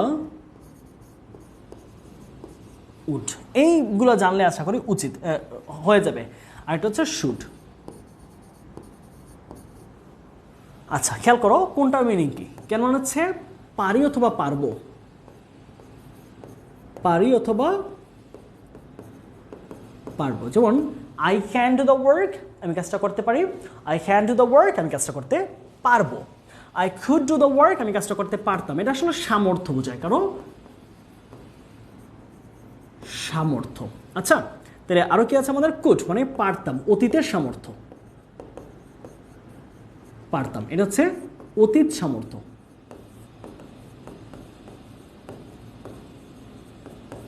তারপর আসো, শ্যাল বা উইল উভয়ের অর্থ হচ্ছে করব, কোনো কাজ ভবিষ্যতে হবে এরকম, করব। এখানে তো পারবো না, এটা কিন্তু সামর্থ্য থেকে আমরা পারার কথাটা আসছে। শ্যাল বা উইল দিয়ে কখনো সামর্থ্য বোঝায় না, ভবিষ্যতে করব,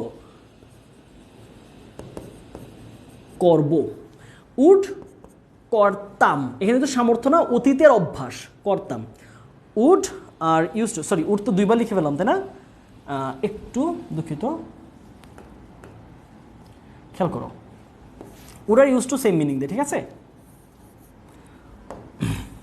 উড অথবা ইউজ টু, এই দুটোর অর্থ হচ্ছে করতাম, অতীতের অভ্যাস। করতাম নেগেটিভ হলে করতাম না, সে খেত, খেত না, যেত, যেত না। করতাম অতীতের অভ্যাস বা অতীত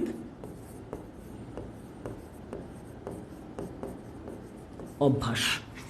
মাস্ট অর্থ হচ্ছে অবশ্যই করি অথবা অবশ্যই করব, অবশ্যই করি, করি এটা ফিউচার, প্রেজেন্ট এবং ফিউচার এটার মতোই, প্রেজেন্ট ফিউচার, প্রেজেন্ট ফিউচার দুইটা মিনিং নিতে পারি। অবশ্যই করি বা করব, শুধু ক্যান দিয়ে হচ্ছে সামর্থ্য আসা। আরেকটা অর্থ বাকি আছে আমাদের, সেটা কি? মে মাইট। হ্যাঁ, মে হচ্ছে করতেও পারি, সম্ভাবনা, করতেও পারি, করতেও পারি বা পারবো। প্রেজেন্ট ফিউচার দুইটা মিনিং দেয় মে, তবে এটা হচ্ছে সম্ভাবনা বোঝায়, কম সম্ভাবনা। আর মাইট অর্থ হচ্ছে করতেও পারতাম। মাইট কি দাঁড়ায় আমাদের অর্থ? করতেও পারতাম।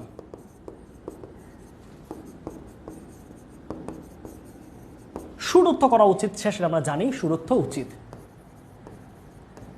সুরুদ্ধ করা।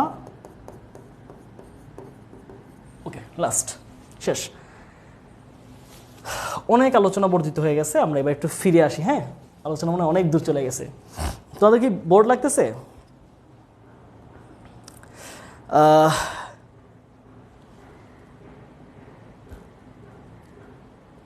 তুমি কি বোর্ড হয়ে গেছে পড়তে পড়তে?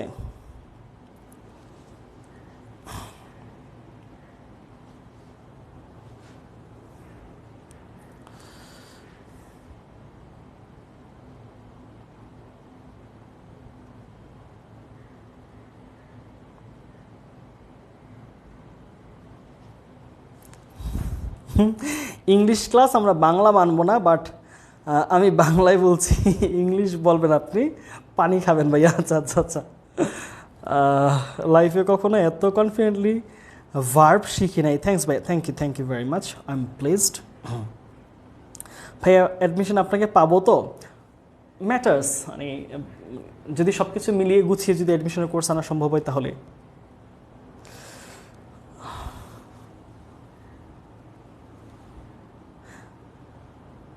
চলো আমরা আস্তে আস্তে শেষের দিকে আসছি, ঠিক আছে? আমাদের ক্লাসের অলমোস্ট শেষের দিকে আমরা চলে আসতেছি। ওকে, চলো আমরা একটু এই ব্যাপারগুলো শেষ করি। আমরা আর এক দুটা স্লাইড থাকবে, সেগুলো আমরা করব।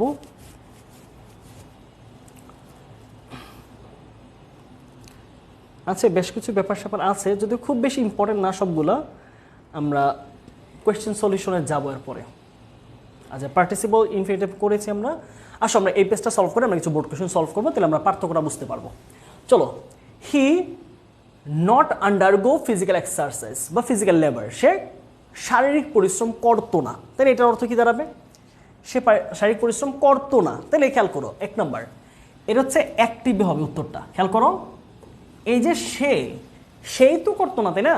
তাহলে সে যদি না করে, তাহলে এটা হচ্ছে আবার অতীতের অভ্যাস। তার অতীতে করতো বা করতো না, উভয় তো অভ্যাস বদভ্যাস যাই বলি। তাহলে সাবজেক্টটা কাজটা করতে পারে, সে অ্যাক্টিভ বাক্য হবে। আবার এটা অতীতের অভ্যাস, তাহলে কোনটা হবে? তোমরা উত্তর আশা করে দিতে পারবা। ওকে, otherwise we dash suffer a লট, অন্যথায় আমরা অনেক বেশি ভুগবো।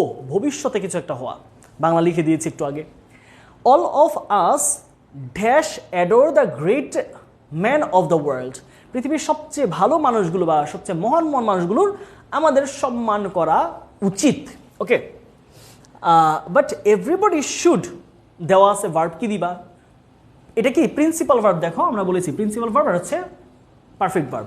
তাহলে প্রিন্সিপালের পরে কি হবে সেটা তোমরা জানো। তারপর আসি, we dash lead a healthy and prosperous life only when we, আমরা একটা খুব সুখী এবং সুন্দর সুখী জীবনযাপন করতে পারবো only when we follow the routine which we make for our guidance, আমাদের নিজেদের গাইড করার জন্য আমরা নিজের যে রুটিন মেনটেন বানাই, সেটা যদি ফলো করি তবেই আমরা একটা সুন্দর সুস্বাস্থ্যবান জীবন এটা কাটাতে পারবো।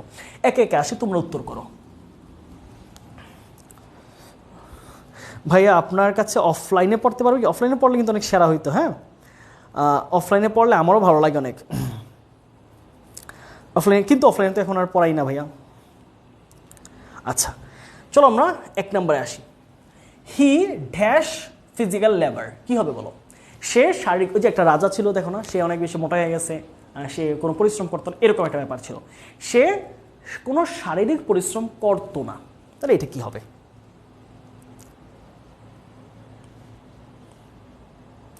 এক নম্বর, আমরা আস্তে আস্তে আসি।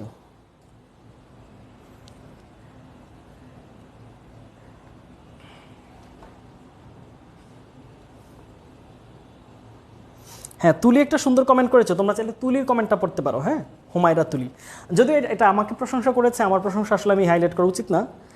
তারপর ব্যাপারটা অনেক মজার, যে আসলে একটা কথা আমি শুধু তুলির লিখি, একটা লাস্টে বাক্যটা পড়ি, সেটা হচ্ছে তুলি একটা কথা লিখেছে, সেটা আমি পুরোটা কথা বলছি না, ও কী লিখেছে যে ইংলিশ রাইট ফর্ম ভার্ব আগে অনেক মুখস্থ করতে হইতো, কিন্তু ওর এখন ভালো লাগতেছে। কারণ কি? ও এখন বুঝতেছে আসলে বাংলা অর্থটা যেখানে ম্যাটার করে।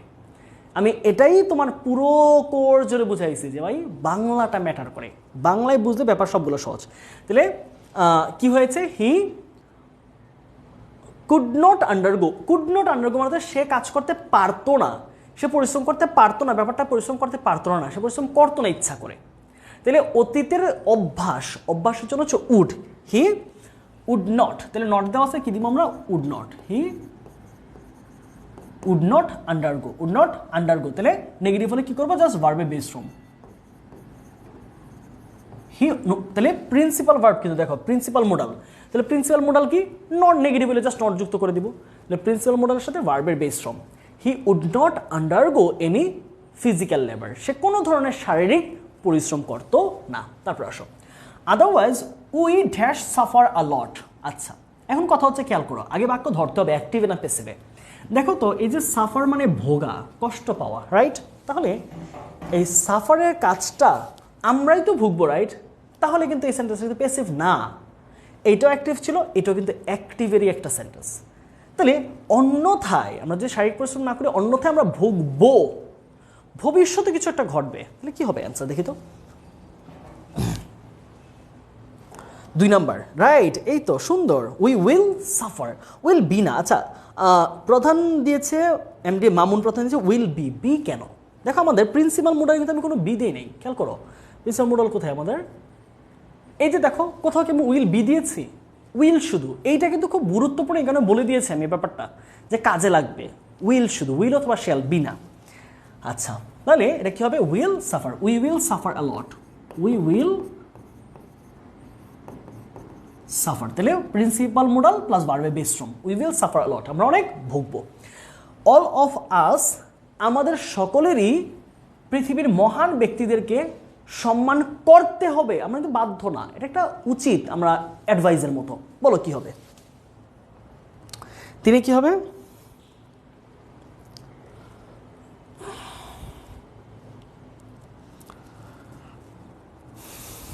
রাইট। নাফিজা বলেছে should adore, good Nafiza, right. না শুড বি অ্যাডোর্ড না, খেয়াল করো, অল অফ আস, আমরা সবাই ওনাদের সম্মান করব, তাহলে আমরা তো সম্মান করতে পারি, রাইট। তাহলে এখন যদি তুমি প্যাসিভ দাও তাহলে হয়ে যাবে আমাদেরকে সম্মান করা উচিত পৃথিবীর মহান ব্যক্তিরা, আমরা কি করছি যে আমাদেরকে সম্মান করে মহান ব্যক্তিরা এসে, প্যাসিভদের কিন্তু অর্থ ভুল হয়ে যাচ্ছে, অর্থ দাঁড়াচ্ছে কি, যদি তুমি অ্যাক্টিভ দাও তাহলে অর্থ হচ্ছে আমরা পৃথিবীর সব মহান ব্যক্তিদের সম্মান করা উচিত, আর যে প্যাসিভ দাও তাহলে হয়ে যাবে পৃথিবীর সকল মহান ব্যক্তিদের আমাদেরকে সম্মান করা উচিত। এইচএসসি পরীক্ষার্থী এখন, তাই তাহলে অল অফ আস অ্যাক্টিভে শুড অ্যাডর্ন, শুড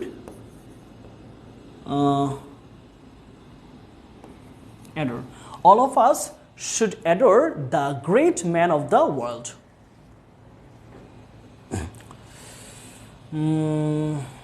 আচ্ছা, but everybody should কি হবে বলো, everybody should consider that he is not the only person in a society, প্রত্যেকেরই বিবেচনা করা উচিত যে সেই সমাজের একমাত্র ব্যক্তি নয়। দেখি 4 নম্বর অ্যান্সারটা তোমাদের কি দাঁড়াচ্ছে,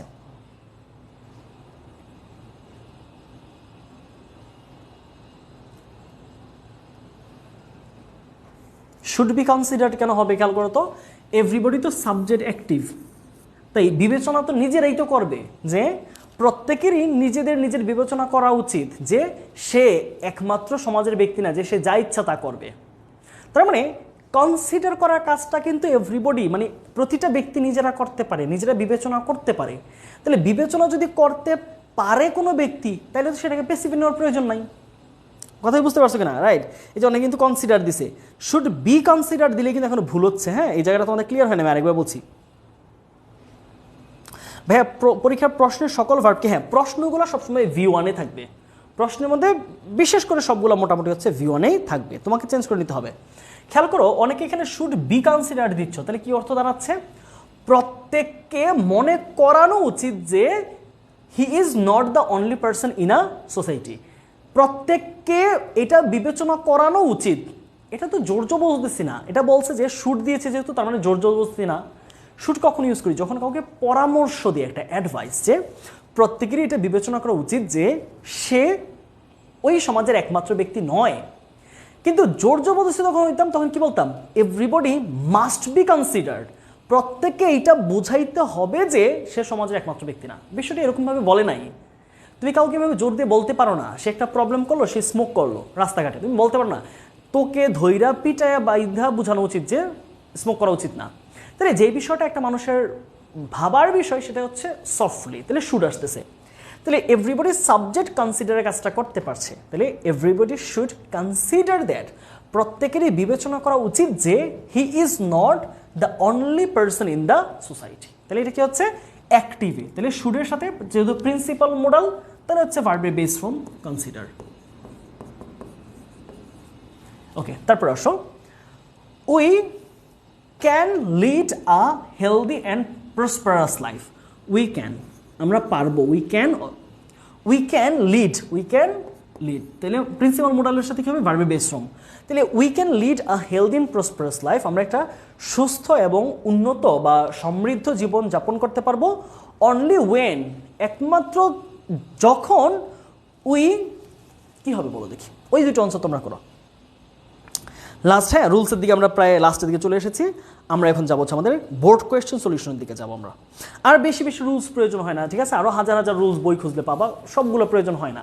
কিছু কিছু কথা তো আমি যখন বোর্ড কোয়েশ্চেন সলভ করবো তখন আসবে, আরও বেশ কিছু কথাবার্তা হয়তো আসবে যেগুলা শুধু রুলস পড়ে জীবনে হবে না। টু বি ভেরি অনেস্ট, কিছু ব্যাপার আছে কখনোই রুলস পড়ে হয় না, এগুলো অনেক প্র্যাকটিসে আসা লাগে, এটা আমি যখন আসবে তখন করাবো আমি। আচ্ছা কি বলেছে, we can lead a healthy and prosperous life only when শুধুমাত্র তখন যখন we can follow the routine which we make for our right. অনেকে বলছে can follow right, only when we will follow, এখানে দুইটা অ্যান্সার রাইট, তিনটা answer right. আমরা একটা সুন্দর জীবন যাপন করতে পারবো যখন আমরা অনলি ওয়েন, এটা দুইটা অ্যান্সার হবে, অনলি ওয়েন উই ফলো অথবা উইল ফলো অথবা ক্যান ফলো।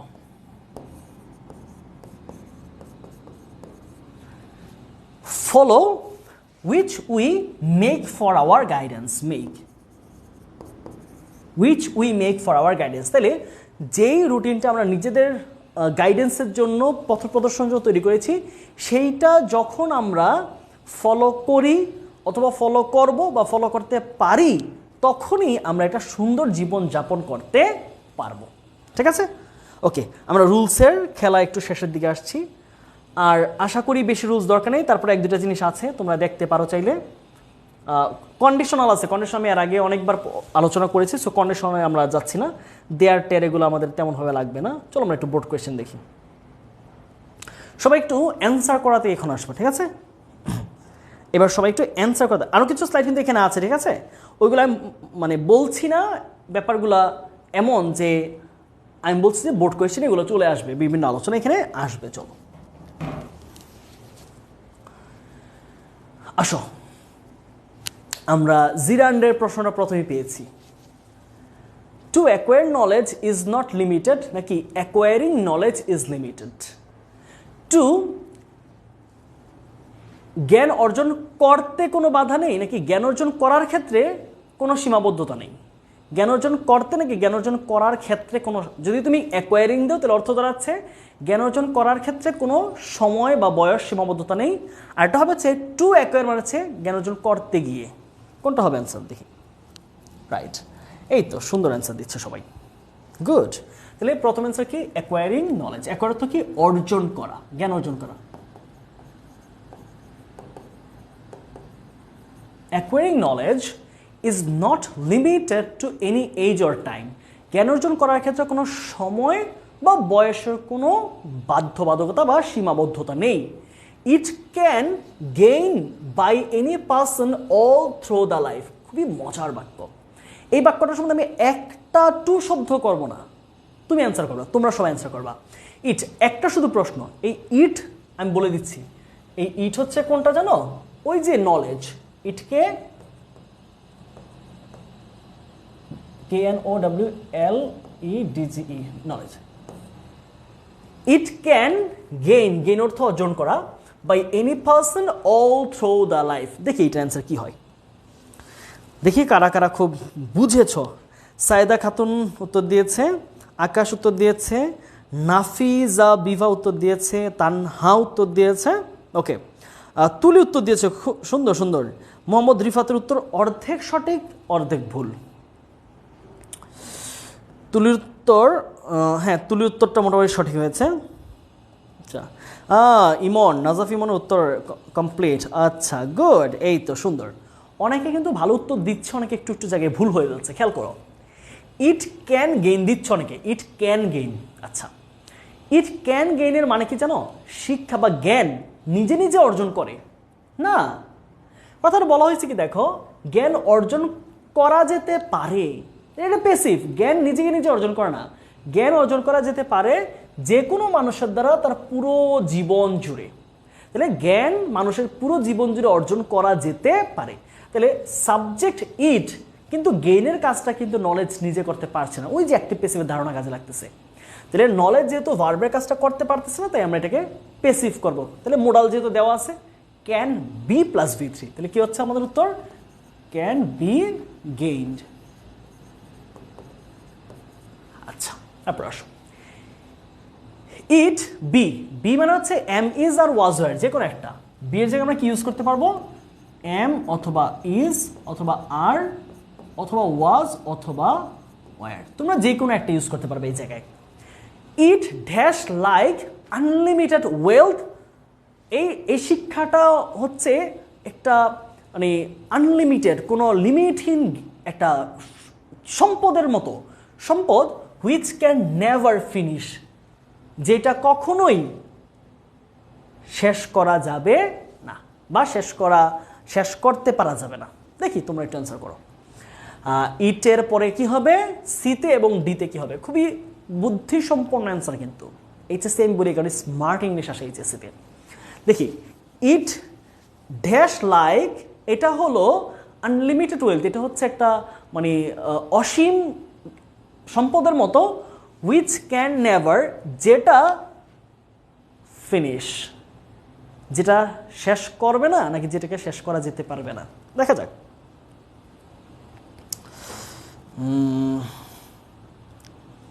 সিতে ইজ, রাইট, সি এর উত্তরটা মোটামুটি সবার সঠিক হয়েছে, সিতে হচ্ছে ইজ। তাহলে সি ইজ আমাদের কারেক্ট উত্তর, সঠিক, done, congratulations. It is like unlimited wealth, এটা হচ্ছে মানে অসীম সম্পদের মতো, হুইচ ক্যান নেভার কি হবে, যেটা শেষ করতে পারবে না। দেখো এটা কিন্তু এই ওয়েলথ, খেয়াল করো, এই আমরা বলেছি কি, দেখো এই যে হুইচ তো কার জন্য বসছে, এই যে ওয়েলথের জন্য সম্পদ, তাহলে ফিনিশার তো শেষ করা। সম্পদ কখনো নিজেকে শেষ করবে না, নাকি সম্পদটা আমরা কখনো শেষ করতে পারবো না।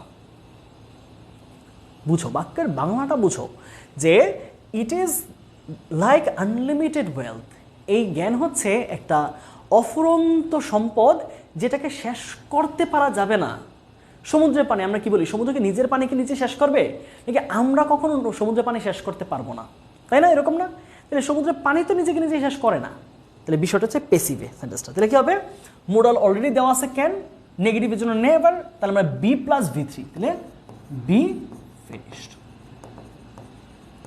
Can be finished. Okay, however, যাই হোক, the level of a persons knowledge, একটা ব্যক্তির জ্ঞানের মাত্রা, develop with his dedication, patience and continuity. একটা ব্যক্তির জ্ঞানের জ্ঞানের মাত্রাটা, ভূমিকম্পের মাত্রা আছে না, একটা করে এরকম, জ্ঞানের মাত্রা ডেভেলপ, এখানে ডেভেলপ হচ্ছে বাড়ে, ঠিক আছে, উন্নত হয়, with his dedication, passions and continuity. এখানে একটা মজার বিষয় তোমরা খেয়াল করো, এই পুরো প্যাসেজটা কিন্তু একটা কন্টিনিউয়াসের, সরি, একটা প্রেজেন্ট ইনডিফিনিটিভ ফর্মে, মানে প্রেজেন্ট টেন্সে বলা হচ্ছে চিরন্তন সত্য কথা। এখানে প্রত্যেকটা কথা হচ্ছে শিক্ষা নিয়ে, মানুষের জ্ঞান নিয়ে, তার মানে এটা হচ্ছে একটা সত্য আলোচনা, এটা প্রেজেন্ট টেন্সই হবে উত্তরগুলা। দেখি তোমরা একটু উত্তর করে দেখি কোনটা হতে পারে, না হলে আমি বলবো। However, the level of a persons knowledge, একটা ব্যক্তির জ্ঞানের মাত্রাটা বা ধাপটা উন্নত হয় উইথ হিজ ডেডিকেশন, তার যেই ডেডিকেশন রয়েছে, তার পেশেন্স, তার ডেডিকেশন মানে হচ্ছে তার দৃঢ়তা, তার পেশেন্স, তার ধৈর্য, এবং তার কন্টিনিউটি, একটা কাজ চালিয়ে যাওয়ার উপর। ওকে,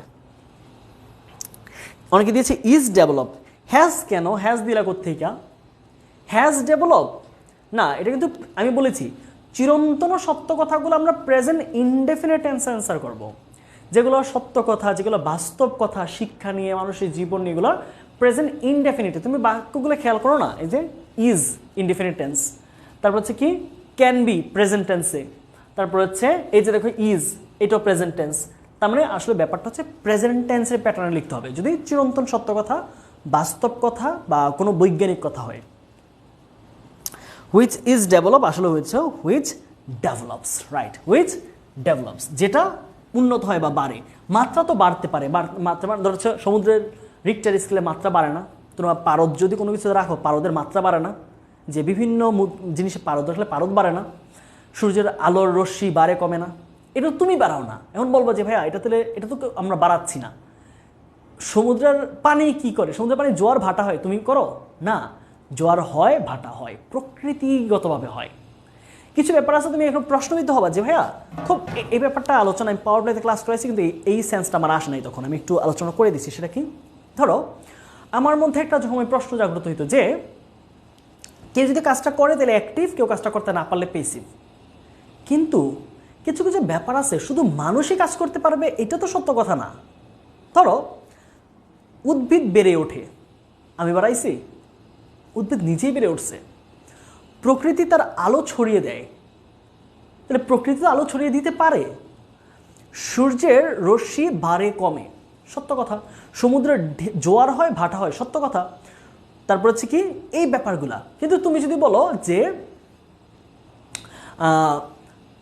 বঙ্গোপসাগরে মাছ পাওয়া যায়, এই পাওয়া যাওয়ার কাজটা তো করে মানুষ, এটা প্যাসিভে। ব্যাপারটা বুঝতে হবে এই জায়গার মধ্যে কিছু কিছু জিনিস প্রাকৃতিক ঘটে। ধরো পারদের, তুমি একটা পারদ নিয়ে বিভিন্ন ইয়েতে রাখলা তরলের মধ্যে, তাহলে এটা তো বিভিন্ন রকম উঠানামা করবে না, রাইট? ভূমিকম্প যেখানে যেমন হয় সেখানে রিক্টার স্কেল উঠানামা করবে না, তুমি তো উঠাইতেছো না নামাইতেছো না, তোমার কর্তৃত্ব নাই জায়গায়। এই সেন্টেন্সটা সেম ওই কাজটাই করছে, যে the level of a persons knowledge develops, একটা মানুষের জ্ঞানের মাত্রা বাড়ে। এটা তুমি বাড়াও না, তুমি জোর করো না, এখানে তোমার কোনো কর্তৃত্ব নাই, এটা বাড়ে তোমার ডেডিকেশনের সাথে সাথে। তাহলে ডেভেলপস, এই ব্যাখ্যাটা আমি পাওয়ার প্লে ক্লাসে দিতে পারি নাই।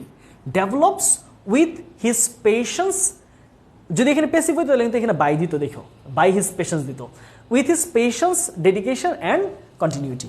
ঠিক আছে, আচ্ছা তারপর আসি। আ person dash some new knowledge through regular observation and experimentation. আচ্ছা, কি হইতে পারে অর্থটা? হ্যাভ অর্থ হচ্ছে পাওয়া, অর্জন করা, থাকা। একটা ব্যক্তি সাম নিউ নলেজ, সে কিছু নতুন বিষয়ে জ্ঞান অর্জন করতে পারে, নিতে পারে। হ্যাভ অর্থ এখানে নেওয়া, through regular observation and experimentation, সে নিয়মিত বা একদম প্রতিনিয়ত সে কিছু অবজারভেশন, মানে হচ্ছে কোনো বিষয় হচ্ছে পর্যবেক্ষণ করা, কোনো পরীক্ষা নিরীক্ষার মাধ্যমে সে জ্ঞান আছে নাকি জ্ঞান অর্জন করতে পারে, জ্ঞান নিতে পারে। কোনটা আসতে পারে? বাংলা কি বলি না যে তুমি বাজার থেকে চাইলে কিছু ফ্রেশ ফল নিতে পারো, ব্যাপারটা কীরকম আসে? তার ফ্রেশ ফল আছে এমনটা কি বলি? সে বাজার থেকে দেখে শুনে কিছু ফ্রেশ ফল আছে নাকি সে কিছু ফ্রেশ ফল নিতে পারে? কোন ব্যাপারটা সঠিক মনে হচ্ছে? আ person will have some new knowledge, একটা ব্যক্তি কিছু নতুন জ্ঞান নিতে পারে বা নিবে। উইল হ্যাভ দিলে নিবে, যে ক্যান হ্যাভ দাও, that is the proper answer. Can have মানে হচ্ছে সে কিছু নতুন জ্ঞান বুদ্ধি নিতে পারে এক্সপেরিমেন্টেশনের মাধ্যমে। উইল হ্যাভের চেয়ে বেটার অপশন হচ্ছে এখানে ক্যান হ্যাভ, নিতে পারে। এটা হচ্ছে তার সামর্থ্য সম্ভাবনাকে আমরা বোঝাচ্ছি, ঠিক আছে? উইল হ্যাভ মানে নিবেই, উইল হ্যাভ মানে নিবেই, এটাকে আমরা বাধ্যতামূলক বলতে পারি না। ক্যান হ্যাভ আমরা বলতে পারি একটা সম্ভাবনা, যে তুমি চাইলে এটা করতে পারো। তো আচ্ছা, আমাদের দলের মধ্যে একজন ম্যান বেশ হয়ে গেছে, তুমি ওকে নিবা, আমরা কি এটা বলি? বলি যে তোরা চাইলে আমাদের ওকে নিতে পারিস, তাই না? এটা বলি না যে তোদের দলে একজন মানুষ কম, আমাদের দলে একজন বেশি খেলতেছে, তুই আমাদেরকে নিবি, ওকে নিবি না? সে তুমি বলো না আমি নিব না, সমস্যা কি? তুমি বলতে পারো কি তুই ওকে নিতে পারিস চাইলে, এইটা বলি আমরা। তাহলে কি বলতে পারি? আ person can have some new knowledge, একজন ব্যক্তি কিছু নতুন জ্ঞান আহরণ করতে পারে through regular observation and experimentation, নিয়মিত পর্যবেক্ষণ এবং পরীক্ষণের মাধ্যমে একজন ব্যক্তি নতুন জ্ঞান অর্জন করতে পারে। এখানে হ্যাভ অর্থ হচ্ছে অর্জন করা। তাহলে কি পাচ্ছি আমরা? Can have, a person can have. তাহলে ক্যান এবং হ্যাজ হবে না, হ্যাভ। ওকে, তারপরে দেখি আমরা the progress of human being, the progress of human being. তাহলে মানব জাতির উন্নয়ন লার্জলি, বেশিরভাগ ক্ষেত্রে, depend on knowledge in various fields in positive and constructive ways. আমরা অতটুকু যাওয়ার দরকার নেই। কি বলেছে খেয়াল করো, মানে মানুষের বা মানব জাতির উন্নয়ন বেশিরভাগই ক্ষেত্রে নির্ভর করে বিভিন্ন ধরনের ইতিবাচক এবং গঠনমূলক দিকের উপরে। ইতিবাচক এবং গঠনমূলক কাজ করলে, সত্য কথা বললে, ভালো কাজ করলে, সৎ থাকলে, নিয়মিত কাজ করলে, ডিসিপ্লিন থাকলে, সেগুলোর উপর মানব জাতির উন্নয়ন নির্ভর করে। কি হতে পারে বলো দেখি?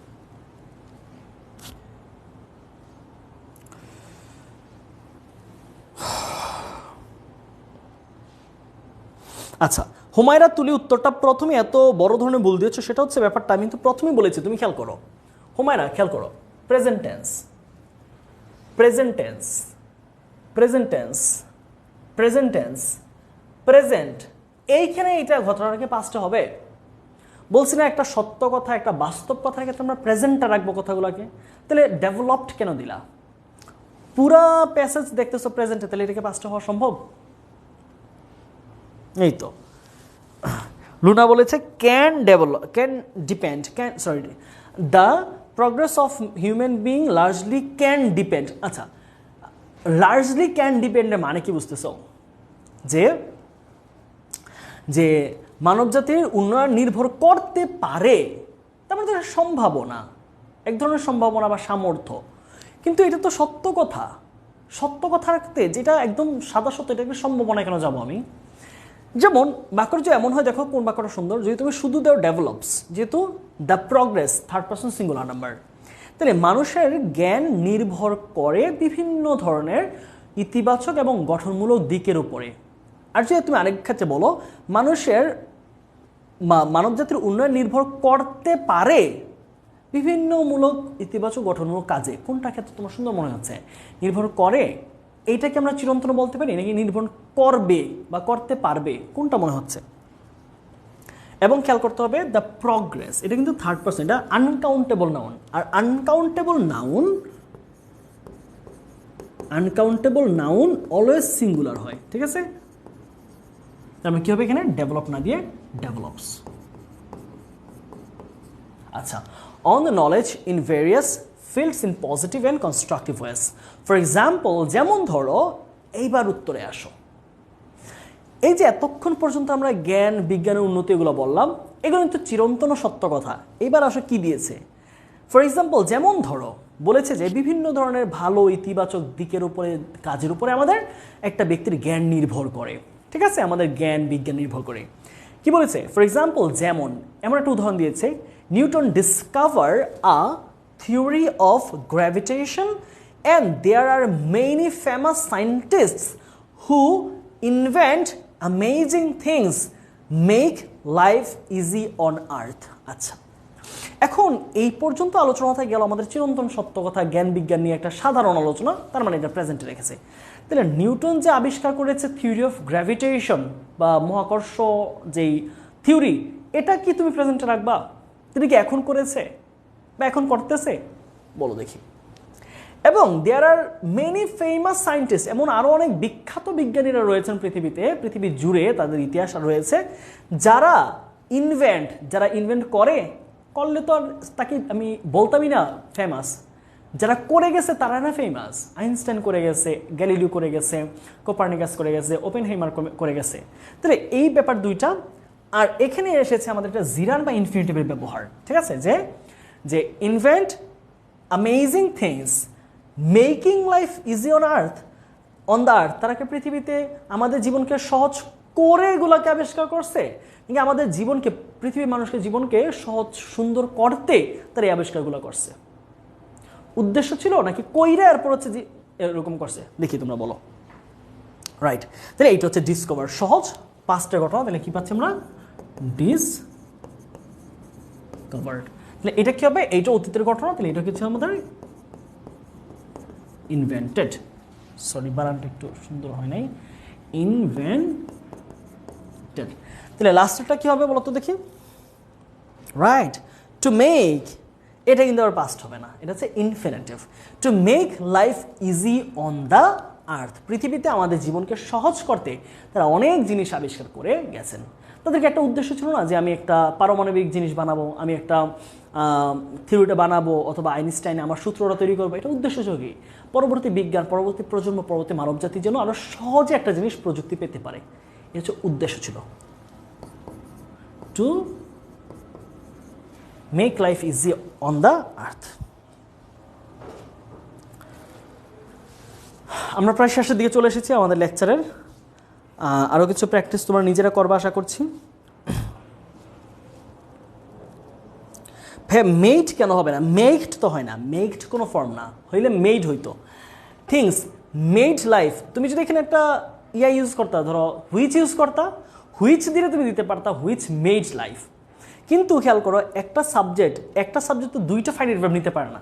তখন তুমি একটা ইনভেন্টেড একটা ফাইনাইট ইউজ করছো, অপর ভার্বটা নন ফাইনাইট হইতে হবে। নন ফাইনাইট কারা? হয় পার্টিসিপল, না হয় জিরান্ট, না হয় ইনফিনিটিভ। তাহলে তুমি যেখানে হু দিতা, তাহলে কিন্তু অবশ্যই এটা উত্তর হইতে হচ্ছে মেড, কারণ সাবজেক্ট ওই প্রথম হুইয়ের জন্য ইনভেন্টেড। আর এই যে এখানে হচ্ছে হুইচ দিতা, তাহলে which made life easy on the earth. যেহেতু তুমি একই সাবজেক্টের দুইটা ফাইনাইট ভার্ব নিচ্ছ, এটা করা কখনোই সম্ভব না। একটি বাক্যের একটা ফাইনাইট ভার্ব, এটার একটা সহজ উদাহরণ একটু বলি। যেমন ধরো একটা, এই উত্তরটা আমার মনে হয় দেওয়া জরুরি। আমি যদি বলি যেমন হি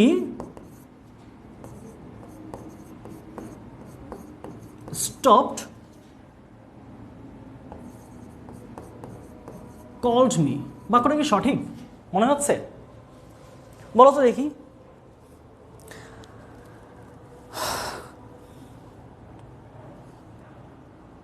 হ্যাঁ, ন্যারেশনের মতো, ন্যারেশনের পরীক্ষা কিন্তু আজকে সন্ধ্যায়, তোমরা একটু মাথায় রেখো, ঠিক আছে?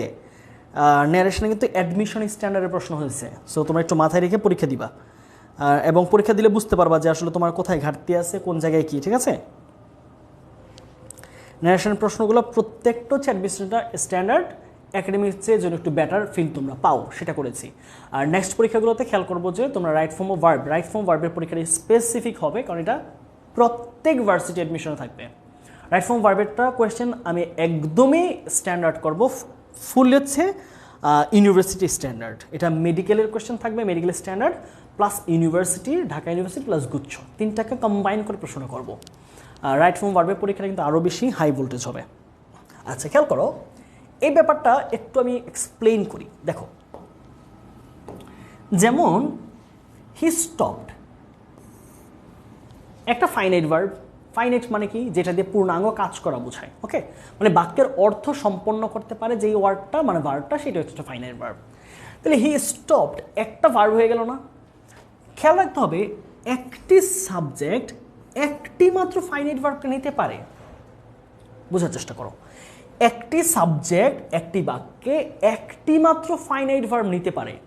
তাহলে এই যে ভার্বটাই কল দিলাম, এটা তো কোনো অক্সিলারি ভার্ব না, এটা তো একটা ফাইনাইট ভার্ব। তাহলে আমি কিভাবে দুইটা প্রিন্সিপাল ভার্বকে এক সাবজেক্টের সাথে জুড়ে দিচ্ছি? আমি না মাঝখানে অ্যান্ড ইউজ করছি, না অর ইউজ করছি, না কমা দিয়ে আলাদা করতেছি, না দুইটা বাক্যে লিখছি, না, একটাই বাক্য, এর মধ্যে কমা নাই, ফুল স্টপ নাই, অ্যান্ড নাই, বাট নাই, অর নাই, আলাদা করে নাই, দুইটা প্রিন্সিপাল ভার্ব হয় না এটা। তখন কী করতে হয়? প্রথম ভার্বটা আমাদের ফাইনাইট হলে দ্বিতীয় ভার্বটা আমাদের হয় ইনফিনিটিভ হয়, না হয় পার্টিসিপল হয়। তখন আমি কী করি? অর্থ বুঝি। কখনো যদি মনে হয় উদ্দেশ্য বুঝাইছে, তাহলে টু দিই, না হলে আমি দিয়ে হচ্ছে সে আমার ডাকা বন্ধ করেছে, তাহলে ভার্বের সাথে আইএনজি। তাহলে এটা কী হয়ে গেল? এটা হচ্ছে আমাদের ভার্বের সাথে ING. He stopped calling me, he stopped calling me. ঠিক এইবার উদাহরণে আসো, খেয়াল করো যে হু ইনভেন্টেড একটা finite verb, who invented amazing things. তুমি কি আবার দিতে পারো একটা মেক, একটা প্রিন্সিপাল রাখতে পারবা আমার নিয়ম অনুযায়ী? তাহলে রাখতে পারছো না, তাহলে কি করতে হবে? এটাকে হয় ইনফিনিটিভ করবা, না হয় জিরান করবা। মিনিংয়ে ইনফিনিটিভ আসছে, উদ্দেশ্য বুঝাইছে, আমি ইনফিনিটিভ করে দিছি। কিন্তু তুমি যদি এখানে একটা হুইচ দিয়ে দিতা, তাহলে আরেকটা সাবজেক্ট হয়ে যেত মাঝখানে। দেখো, যদি আমি দিতাম হুইচ, তখন দিতে কি? হুইচ মেড, যেগুলো আমাদের জীবনকে সহজ করেছে। তখন এই যে এটা হচ্ছে আমাদের সাবজেক্টিভ প্রোনাউন, আর তোমার তখন কি হতো? এটা ভার্ব হয়ে যেত, হুইচ মেড। খেয়াল করো, তাহলে এই হুয়ের জন্য ফাইনাইট ভার্ব হচ্ছে আমার ইনভেন্টেড, আর এই হুইচ সাবজেক্টিভ প্রোনাউনের জন্য আমাদের হচ্ছে মেড হচ্ছে আরেকটা ফাইনাইট ভার্ব। তাহলে এইখানে ফাইনাইট ভার্ব দিলে সমস্যা ছিল না, কারণ আমার নতুন সাবজেক্ট আছে। ওইখানে ফাইনাইট ভার্বের সমস্যা নেই, কারণ এটার সাবজেক্ট হচ্ছে হু। কিন্তু শুধু হুয়ের জন্য যদি তুমি একটা ইনভেন্টেড রাখো আর একটা মেড রাখো, তাহলে দুইটাই ফাইনাইট হচ্ছে, দুইটাই সমস্যা এখানে। কী করতে হবে? তখন হয় তুমি ইনফিনিটিভ করবা, না হয় জিরান্ড করবা। এখন কি প্রশ্ন ক্লিয়ার? আমাকে যে প্রশ্ন করেছিলাম,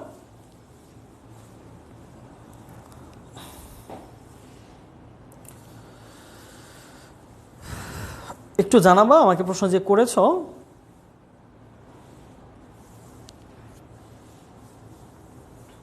তোমার প্রশ্ন ক্লিয়ার হয়েছে কিনা? আলহামদুলিল্লাহ ক্লিয়ার ভাইয়া, ওকে ফাইন, ঠিক আছে। আমরা আজকে এখানেই শেষ করছি রাইট ফর্ম অফ ভার্বের। আশা করছি স্লাইডটা পুরোটাই দিয়ে দিব আমি, তোমরা একটু পড়ার চেষ্টা করো। বাকি অংশগুলো হালকা পাতলা বাকি আছে, কিছু কাজ তোমার করতে হবে।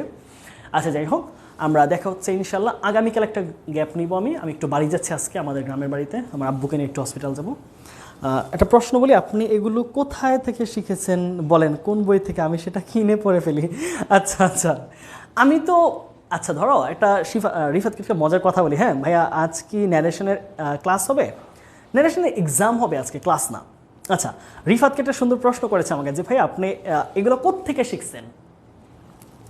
এই প্রশ্নের উত্তর তো রিফাত দেওয়া যাবে, হ্যাঁ, কিন্তু তুমি নিতে পারবে কিনা আমি জানি না। আমি আমার রুমের, আমার ইংলিশ বইয়ের একটা ছবি তোমাকে পাঠাবো। হ্যাঁ, তোমাদের দেখি আজকে না, আমি তো ঢাকায় থেকে চলে যাচ্ছি আজকে, আমি একদম ব্যাগ নিয়ে আসছি, আমার রুম থেকে আমি একদম ব্যাগ নিয়ে আসছি। আমি ঢাকায় ফিরবো আগামীকাল রাতে বা পরশুদিন সকালে। হ্যাঁ, যখন ফিরবো অনেক সোমবার তোমাদের এসে ক্লাস করাবো। সো কালকে তো রবিবার, কালকে বাসায় থাকছি, সোমবার এসে ক্লাস করাবো। সোমবারের রাতে আমি তোমাদেরকে আমার, যদি আমার মনে থাকে অথবা কেউ আমাকে মেসেজ দিও, একটা আমার ইনবক্সে একটা মেসেজ দিও, সেটা হচ্ছে আমি কী কী ইংলিশ বই পড়ি এটা একটা ছবি পাঠাবো তোমাকে, ঠিক আছে? আমার এক একটা বইয়ের দাম, হয়তো বইয়ের দাম শুনলে তুমি অবাক হবা, এক একটা বইয়ের দাম 3,000 3,500 টাকা, এক একটা ইংলিশ গ্রামার বই, বুঝছো? তুমি সেগুলো তোমার এলাকায় তো আমার মনে হয় না পাবা, বলে ঢাকা থেকে নিতে হবে। আর সেই বইগুলো পড়ার জন্য তোমাকে আরও অনেক বেশি আস্তে আস্তে আস্তে আস্তে শিখতে হবে, উপরে হঠাৎ করে তো ওঠা যায় না। আর আমার শেখা যদি বলি যে ভাই কোত্থেকে শিখছেন, সেটা হচ্ছে ক্লাস 8 থেকে এখনও পর্যন্ত আমার গ্র্যাজুয়েশন আর ফাইনাল ইয়ার,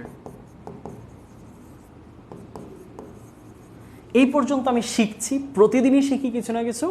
তবে এই একটা শুধু বই না, কখনো একটা বই কাউকে কোর্সে শিখাই দিতে পারে না। আমার অ্যানালাইসিস করা লাগছে, আমার অনেক নোট করা লাগছে, আমার পড়া লাগছে, লেকচার দেখা লাগছে, অনেককে পড়াইতে পড়াইতে অনেক হ্যাবিট হয়েছে, অনেক বই পড়ছি। 8, 9, 10, 11, 12, তার হচ্ছে গেল হচ্ছে first year, second year, third year, fourth year. তাহলে আমার 9 বছরের অভিজ্ঞতা। এর মধ্যে বই হয়তো কতটা পড়েছে আমি নিজেই হয়তো জানি না, হয়তো জানি, খুঁজতে হবে।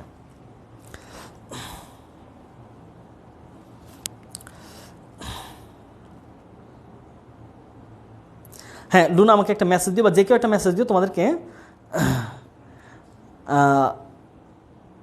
আমি একটা ছবি পাঠাবো যে আমার বইগুলা কী কী। হ্যাঁ, তাহলে তোমরা বুঝতে পারবে যে আসলে এই বইগুলা কীভাবে।